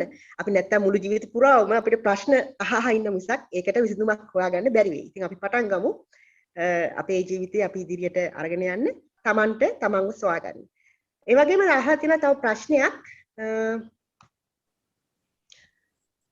නිලක්ෂාන් මම හිතන්නේ නිලක්ෂාන් තමයි අහලා තියෙන ප්‍රශ්නය නිලක්ෂාන්. ඔව්. UK වල නම් අවුරුදු 4ක් ඇතිලු ප්‍රමාණවත්ලු මාස්ටර්ස් ඩිග්‍රී එකක් කරන ඉංජිනේරින් වලින්. ඊට පස්සේ PhD එකක් පටන් ගන්නත් පුළුවන්ලු. නමුත් ලංකාවේ ඉංජිනේරු ඩිග්‍රිය ඉංජිනේරු උපාධියට පමණක් අවුරුදු 4ක් පමණ යනවා. ඊට පස්සේ මාස්ටර්ස් කරනවා නම් අවුරුදු 2ක් විතර යනවා. මේ පරතරය මොකද කියලා අහලා තියෙනවා. ඇයි මේ මෙච්චර පරතරයක් තියෙන්නේ මොකද්ද හේතු වෙන්න පුළුවන් කියලා අහලා තියෙනවා. එක එක රටවල අධ්‍යාපන ක්‍රමවේද වෙනස්. මං හිතන්නේ අපිට ඒකයි මේකයි සංසන්දනය කරන්න පුළුවන් කියලා.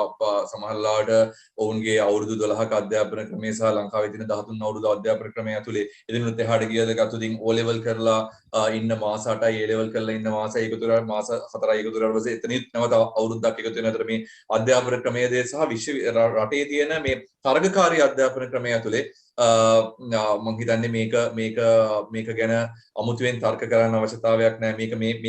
මේක තමයි යථාර්ථය.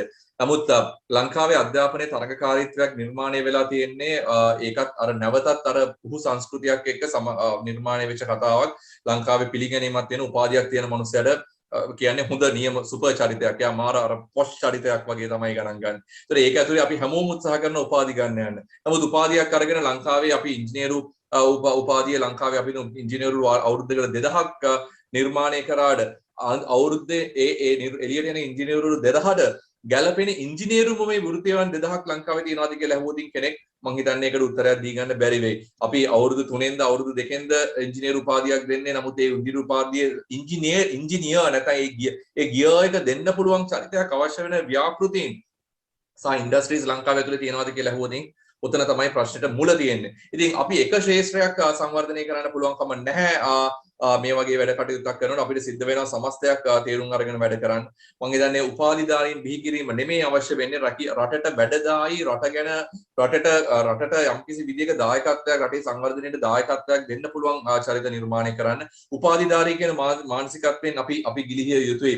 කෙනෙක්ව මැනීම උපාධියටවත් උසස් පෙළ සාමාන්‍ය පෙළ සමත් කියන දෙයට එහා ගිහිල්ලා රටට Tamanට දෙන්න පුළුවන් සක්‍රීය දායකත්වයේ මත පදනම් කරගෙන කරන්න පුළුවන් නම් මම හිතන්නේ ඒක තමයි ජයග්‍රහණය වෙන්නේ. ඒතර අපි ලංකාවේ පිරිස් සමහරලාට එංගලන්තෙට ගිහිල්ලා එංගලන්තේ තියෙන විතර අලුත් උපසංස්කෘතින් හදලා තියෙනවා. එංගලන්තේ ළඟම පාසල හොඳම පාසල කියාගෙන අධ්‍යාපන ක්‍රමය දුන්නාට ලංකාවේ පිරිස් එංගලන්තෙට ගියාට පස්සේ ඒ තියෙන හොඳම ඉස්කෝලේ හොයාගෙන ආයෙත් කාර් එකේ දාගෙන ළමයා වරගෙන කිලෝමීටර 20 30 ගමන් කරන මගේම සහෝදර මේ යාළු මිත්‍රාදීන් ඉන්නවා එංගලන්තේ ජීවත් වෙන. එතකොට ඔවුන්ගේ අධ්‍යාපන ක්‍රමයට උඩි අටුකුරු කරනවා අපේ පිරිස් කියලා සමහරවල් උපසංස්කෘතින් බිහි කරගෙන ඒක ඇතුලේ.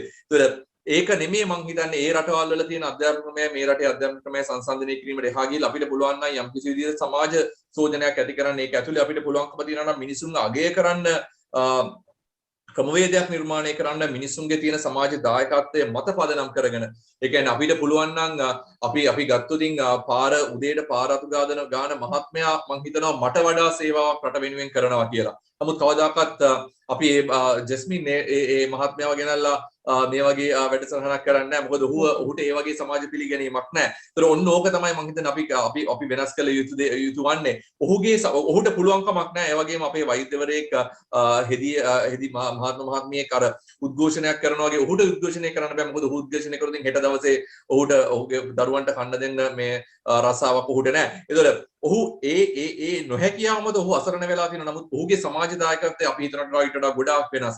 ඒතර අපිට පුළුවන්කම තියෙනවා නම් මේ සමාජයේ ජීවත් වෙන පිරිස ඔහු සමාජයට දෙන දායකත්වයේ මත පදනම් කරගෙන මනින්න. ඔහු යන වාහනේ ඔහු අඳින ඇඳුමේ බ්‍රෑන්ඩ් එක ඔහු ජීවත් වෙන ගෙදර සයිස් එක ඔහු ඉංග්‍රීසි භාෂාව කතා කරන්න පුළුවන්ද බැරිද කියන එකට එහා ගිහිල්ලා ඔහු සමාජයට දෙන සමාජ සෝජනයට දෙන දායකත්වයේ මත පදනම් කරගෙන මිනිස්සුන්ව මනින්න පුළුවන් සමාජයක් නිර්මාණය කරොතින් අන්න එදාට අපිට මේ අධ්‍යාපනයේ මේ තියෙන තලවලට යන්න බෙරදරන ප්‍රමාණය අඩු වෙයි. ඒක ඇතුලේ අපිට සමාජයේ සහ මේ හැමෝම එකම මිනුම් දණ්ඩකින් මනිනවට වඩා මිනුම් දඩු ගණනාවකින් මනාගෙන හැම මනුස්සයටම අවස්ථාවක් ලැබේ. ඒකෝර අපිට අවශ්‍ය කරන අපේ ටැලන්ට් එක අපේ තියෙන වෘත්තීය ප්‍රාගුණ්‍ය මත පදනම් කරගෙන අපිට රස්සාවක් හොයාගන්න පුළුවන්කම ලැබේ. අද වෙලා තියෙන්නේ අද එහෙම අවස්ථාව ලැබුණත් ඒකට යන්නේ නැහැ. මොකද ඒ රස්සාවට තියෙන සමාජයේ පිළිගැනීම ලැබෙනතර අපි ඔක්කොමලා උත්සාහ කරනවා උපාධියක් අරගෙන ඒ ගමන යන්න. ඒතර ඒක ඇතුලේ අධ්‍යාපනයේ තරඟකාරීත්වය වැඩි වෙලා එතකොට අපිට සිද්ධ වෙනවා මේ තරඟේ තව අද කරන්න. එහෙම නැතුව මේ තරඟෙන් ගොඩ එන්න පුළුවන් කමක් නැහැ. ලංකාවේ වෘත්තීය වේදයට පිළිගැනීමක් නැහැ කියන එක අමුතුවෙන් කියන්න දෙයක් නැහැ. ලංකාවේ නැහැ. අර lateral entries විශ්වවිද්‍යාල පද්ධතිය ඇතුලේ නැහැ. කෙනෙක් අපස සාමාන්‍ය පෙළ අසමත් වෙලා එළියට ගිහිල්ලා ඔහුට උපාධියක් ගන්න පුළුවන් ක්‍රමවේදයක් ලංකාවේ තුල නිර්මාණය වෙලා නැහැ. අපි හැමතිස්සෙම විශ්වවිද්‍යාලයට යන පිරිස් ගේට්ටුව වහනවා ඉගෙන ගත්ත නැති පිරිස් වලට. ඒක මගේ විශ්වවිද්‍යාලෙත් තියෙන අනිත් විශ්වවිද්‍යාල ඇතුලේ තියෙන අන්නේ කුහකකම කියන්නේ ජස්මින් ජෙලසි කියන එක නෙමෙයි. අපි ඉංග්‍රීසි අර ප්‍රොෆෙෂනලි කතා කරන ජෙලසි කියන එක නෙමෙයි කුහකකම කියන්නේ. ජෙලසි කියන්නේ මට දෙයක් නැහැ ජස්මින්ට තියෙනවා ඒ දේ වෙනුවෙන් මම ඊර්ෂ්‍යා කරනවා. ඒක තමයි ඊර්ෂ්‍යාව නැත්නම් ජෙලසි කියලා කියන්නේ. කුහකකම කියන්නේ ඊට වඩා ගොඩාක් එහා ගිය දෙයක්. ජස්මින් ඒක තියෙන්නේ ගොඩක් වෙලාවට මම අර සිංහල වචනයක් ඕකට ඉංග්‍රීසි වචනයක් මට හොයාගන්න බැරි වුණා තාම. කුහකකම කියන්නේ ජස්මින් මට තියෙනවා. හැබැයි මම ආස නැහැ ඔයාටත් ඒක හම්බ වෙනවට. ඕක තමයි විශ්වවිද්‍යාල පද්ධතිය නැත්නම් මේ අධ්‍යාපන ක්‍රමය ඇතුලේ නිර්මාණය කරන්නේ කුහකකම මිසක් ජෙලසි නෙමෙයි. මම උපාධියක් අරගෙන තියෙනවා මම කැමති නැහැ තව එකෙක් උපාධියක් අරගෙන උඩට එනවට. මට උපාධියක් තියෙනවා. මට උපාධියක් නැතුව අනිත් කෙනෙක් උපාධියක් ගන්නවට තියෙන ප්‍රශ්නයක් නෙමෙයි. මෙතනදී මට උපාධිය තියෙනවා. මම කැමති නැහැ තව කෙනෙක් උපාධියක් ගන්නට. ඕක තමයි කුහකකම කියන්නේ. මේ අධ්‍යාපන ක්‍රමය ඇතුලේ නිර්මාණය කරන කුහකයන් පිරිසක් මිසක් නියම මිනිස්සුන් පිරිසක් නෙමෙයි නිර්මාණය කළ දෙන්නේ. එහෙම වෙන්න සමාජයේ අනිත් වෘත්තියන් තියෙන වෘත්තී ගරුත්වය නැති කරනවා. ඒක ඇතුලේ අර lateral entries කියන එක අපොසේ සාමාන්‍ය පෙළ අසමත් වෙලා විශ්වවිද්‍යාලයේ වරම් ලැබෙන්නේ නැති පුද්ගලයා සමහර වෙලාවට ජීවිතේ ඉගෙනගෙන විශ්වවිද්‍යාලේ ගිහිල්ලා මේසන් හැන්දක්වත් අල්ලන්නේ නැතු සිවිල් ඉංජිනේරු දරුවට වඩා අපේ බාසුන් හැ කෙනෙක් විදියට ගිහිල්ලා ඌට ඒකේ දානන හැකියාවත් එක්ක ගිහිල්ලා හොඳ සමාජ අවබෝධයක් සහ වෘත්තීය පිළිබඳ හොඳ අවබෝධයක් එක්ක ඌට අවුරුදු 20කට පස්සේ හිතනවා නම් ඉංජිනේරු විද්‍යාව ඉගෙන ගන්න ඌට අවස්ථාවක් ලංකාවේ විතර නමුත් එංගලන්තේ ඒ අවස්ථාව තියෙනවා NVQ National Vocational Qualification එකත් එක්ක ඒකට ඒහා සමාන සුදුසුකමක් ඒ රටේ තියෙනවා. ඒතර ඔබ උත්සාහ කරනවා නම් ලංකාවේ සහ එංගලන්තයේ තියෙන විශ්වවිද්‍යාල අධ්‍යාපනයේ සංසන්දනය කරන්න එතනින් විතරක් ලබු කරන්න එපා. ඔය සංසන්දනයේ ඔබ අනිත් දේවල් වලටත් යන්නේ. එතනදී ඔබට තේරෙයි නියම ගැටලුව තියෙන්නේ කොතනද කියලා. මම හිතන්නේ ඉතාමත්ම රසවත් සහ මේ අහන් ඉන්න හිතෙන කතා බහක් ඒ වගේම හොඳ පැහැදිලි කිරීමක්. මේ අපිට කාලය ගෙවිගෙන යනවා. අවසාන වශයෙන් ප්‍රශ්න අහන්න ඔබට අවස්ථාව තියෙනවා. තව විනාඩි 5ක් වගේ ඇතුළත ප්‍රශ්න අහන්න අපිට එතකොට උත්තර දෙන්න පුළුවන්. මම මේ අපේ ප්‍රොෆෙසර් රංගික කියපු දේත් එක්ක මම එකතු වෙනවා. මේ මොකද අපි රියල් ලයිෆ් ශ්‍රී ලංකාවේ ඇතුලේ ගොඩක් මේ මිනිසුන් සමග ලයිෆ් කෝචින් ජීවිතේ පුහුණු කිරීම සම්බන්ධ වැඩ කරද්දී අපි සොයාගත්ත දේවල් වලින් පරීක්ෂණ වලින් අපිට තේරුම් ගත්තා ලෙවල්ස් 3කට මේ අපේ රටේ මිනිස්සුන්ගේ මයින්ඩ් සෙට් එක චේන්ජ් කරන්න ඕන, ලයිෆ් ස්ටයිල් එක චේන්ජ් කරන්න ඕන කියලා. පළවෙනි කාණ්ඩය තමයි මේ ඇත්තටම මෙතන තියෙන ලොකු ગેප් එකක්. පරතරයක් තියෙන අධ්‍යාපනය නැහැ. යම්කිසි දෙයක් කෙනෙක්ට පහදා දීම සහ හේතු ගන්නවන්න ඕන්න ඒ හරි තීන්දුව වලට එළබවන්න උන්ට ඒ බුද්ධිමත්කම හදවන්න තියෙන එකම පරතරය තමයි අධ්‍යාපනය. උන්ට ඒ අධ්‍යාපන පසුබිම නැහැ. ඒක නිසා ඔන්න අපි තීරණය කරා ඒ අදාළ කරන දැනුම අවයනස් එක උන්ට ඒ දැනුම ලබා දෙන්න ඕනේ කියලා. ඊළඟ කාණ්ඩය තමයි ඔවුන්ට දැනුම තියෙනවා, උගත්කම කියන දේ තියෙනවා, අවබෝධය කියන දේ තියෙනවා. නමුත් ඔවුන් හරි බයයි. fear to change කියලා කියනවා. ඒ comfort zone එකෙන් එළියට යන්න බයයි.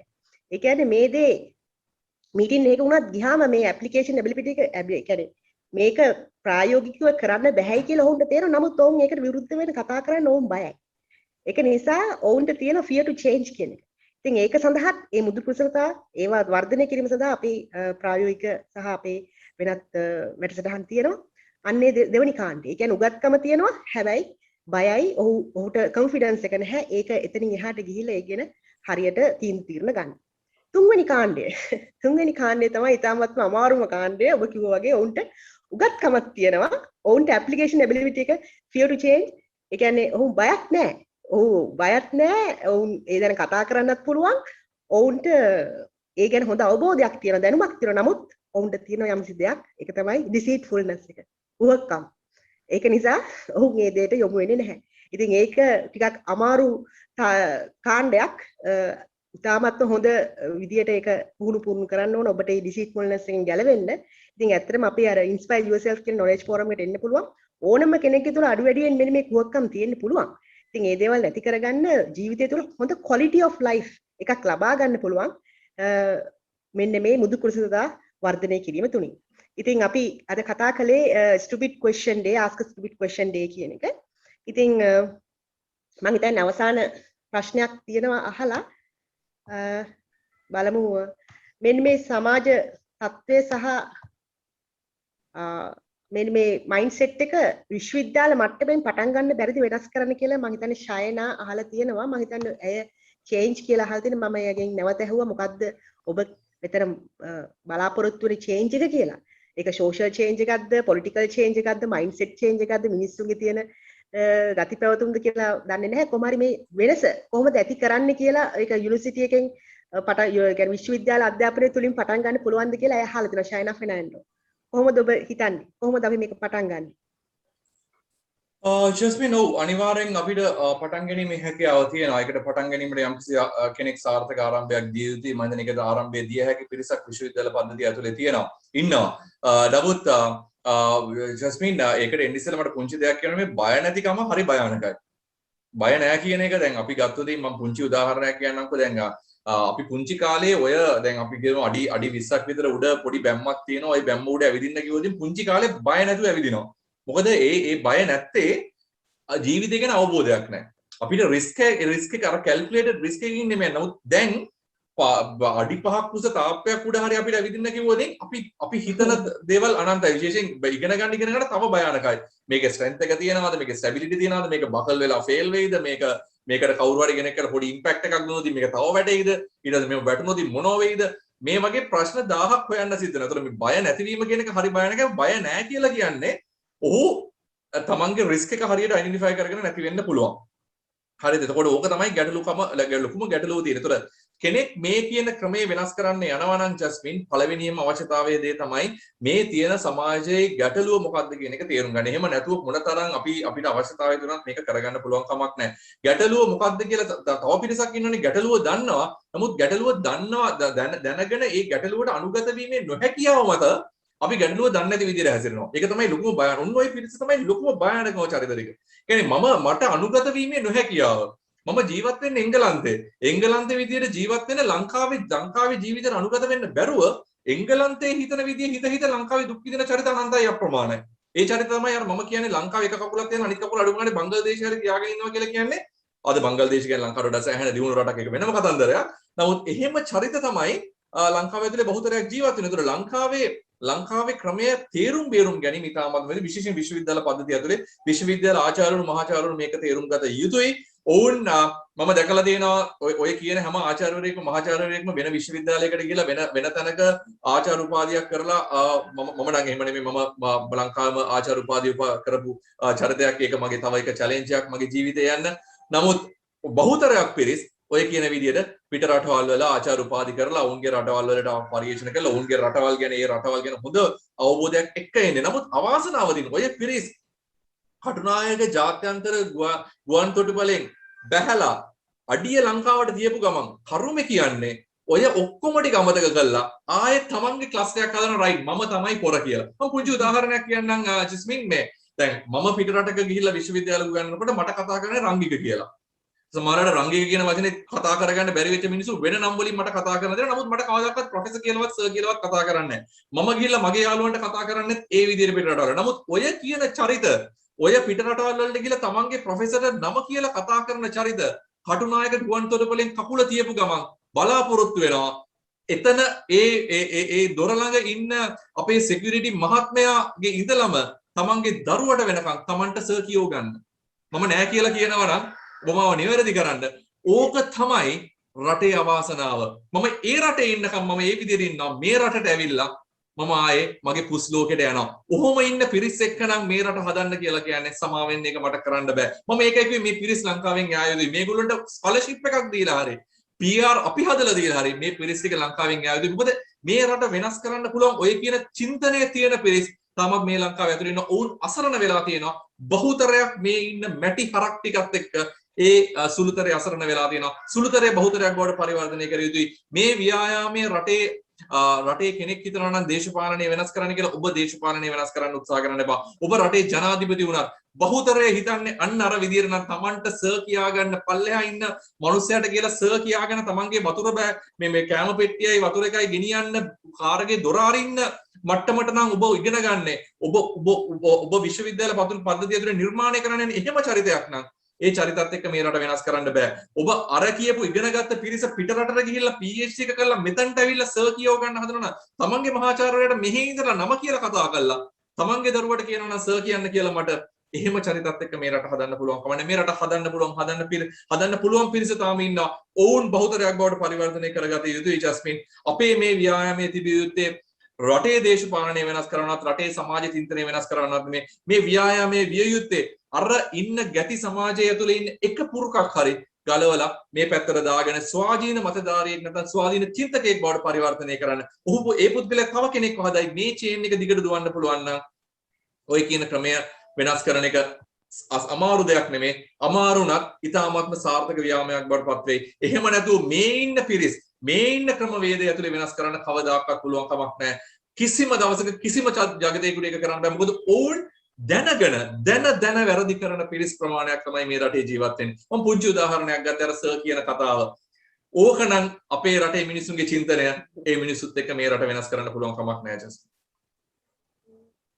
ඇත්තට මම හිතන්නේ ඉතාමත් මේ මිනිසුන්ට මේ හිතන විදිය තමයි වෙනස් කරගන්න ඕන සහ ඔවුන් මේ ගැන හොඳ අවබෝධයක් දැනගන්න ඕනේ. ඉතින් අපේ මේ ask a stupid question day කියන මේ උත්සාහය අද මේ අපේ celebration එක අපි මේක අද ඔබ සමග මේ දැනුම් බෙදාගන්නේ මෙන්න මේ වෙනස ඇති කරන්න. මෙන්න මේ අවබෝධය ඇති කරගන්න. ඉතින් අලුතෙන් ඉදිරියට යන නව පරපුරක් විදියට ඔබට පුළුවන් මෙන්න මේ අපේ කතාබහ අනිත් අයට ෂෙයා කරන්න. ඔබට කීයක්වත් වියදම් වෙන්නේ නැහැ මේක ෂෙයා කරා කියලා. තවත් කෙනෙක්ගේ මනස සහ තමන් කෙනෙක් හිතන විදිය අපේ මේ අපි ඉස්සරහට මේ කරන්න යන නිදහස් විප්ලවයට අවශ්‍ය වෙන කෙනෙක්ව අපේ ඔය සුළුතරේට එකතු කරගන්න පුළුවන් වෙයි මේක ඔබ ෂෙයා කළොත්. ඉතින් ඒක නිසා අපි මේක Facebook සහ YouTube හරහා ඔබට බෙදා හරිනවා.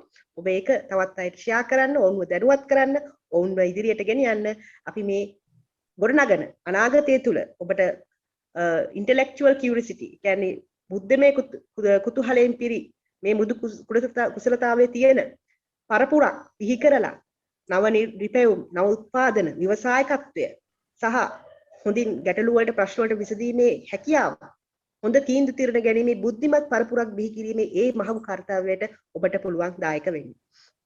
ඒ වගේම අපි අද ස්තුතිවන්ත වෙනවා අපිත් එක්ක එකතු වෙන මහාචාර්ය රංගික හල්වතුර මහත්මයා, ප්‍රොෆෙසර් රංගික හල්වතුර.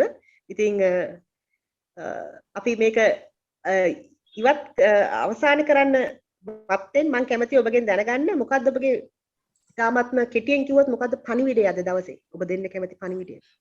සරල පණිවිඩයක් දෙන්න ජස්මින් මට කියනවා නම් මම කැමති එක දෙයක් ඉල්ලන්න. අපි උත්සාහ කරමු ජීවිතේ විඳවන්න නැති විඳින්නේ නැති විඳින චරිත ටිකක් නිර්මාණය කරන්න. මම හිතන්නේ ඒක ඇතුලේ අපිට ලොකු වෙනසක් කරන්න පුළුවන්. ජීවිතේ විඳවන්න එපා, විඳින්න. එදාට අපිට පුළුවන් ඒ අපිව වෙනස් කරන්න. ඒ වගේම තමයි ඒ වෙනස අනිවාර්යෙන් සමාජ විප්ලවයකට ගෙනියන්න පුළුවන්. තාමත් හරබර කතා බහක්. ඉතින් බොහොම ස්තුතියි අපිට සම්බන්ධ වුණාට. අපිත් එක්ක Zoom සඳහා live සම්බන්ධ වුණු හැම දෙනාටම ස්තුතිවන්ත වෙනවා. ඒ වගේම මේ තාක්ෂණය සම්බන්ධයෙන් අපේ ගොඩක් කාර්ය මණ්ඩලයට විවිධ ගැටලු ප්‍රශ්න කොවිඩ් තත්ත්වයක් එක්ක ඇති වෙලා තිබුණා. ඔවුන්ත් ඉතාමත්ම අපහසුතාවයෙන් හරි මේ දේ අපිට ලෑස්ති කළ දුන්නා. ඉතින් ස්තුතිවන්ත හැම දෙනාටම. ඉතින් අවසන් කරන්න මත්තෙන් මම කැමතියි මේ දේ ඔබට කියන්න. It is your ability to learn, improve, and innovate to help you make you irreplaceable. ඔබව වෙන කෙනෙක්ට සම කරන්න බැරි මාස්ටර්පීස් එකක් විදියට ඔබව ප්‍රතිනිර්මාණය කර ගැනීම ඔබගේ තියෙන අනාගතේ මෙහෙයුමක්. ඉතින් ඒ මෙහෙයුමට ඔබ දැම්ම ක්‍රියාත්මක වෙන්න ඕන. ඒ දේ වෙන කෙනෙක් ඔබ වෙනුවෙන් කරලා දෙන්නේ නැහැ. ඔබම ඔබව නිර්මාණය කරගන්න ඕන. ඔබව අහිමි කරගන්න එපා. ඔබව සොයාගන්න. ඉතින් ඒක තමයි අපිට අද දෙන්න තියෙන පණිවිඩය. ඉතින් අපි ස්තුතිවන්ත වෙන හැම දෙනාටම. We thank you everyone who supported to make this event an online knowledge sharing session success and all the participants for today.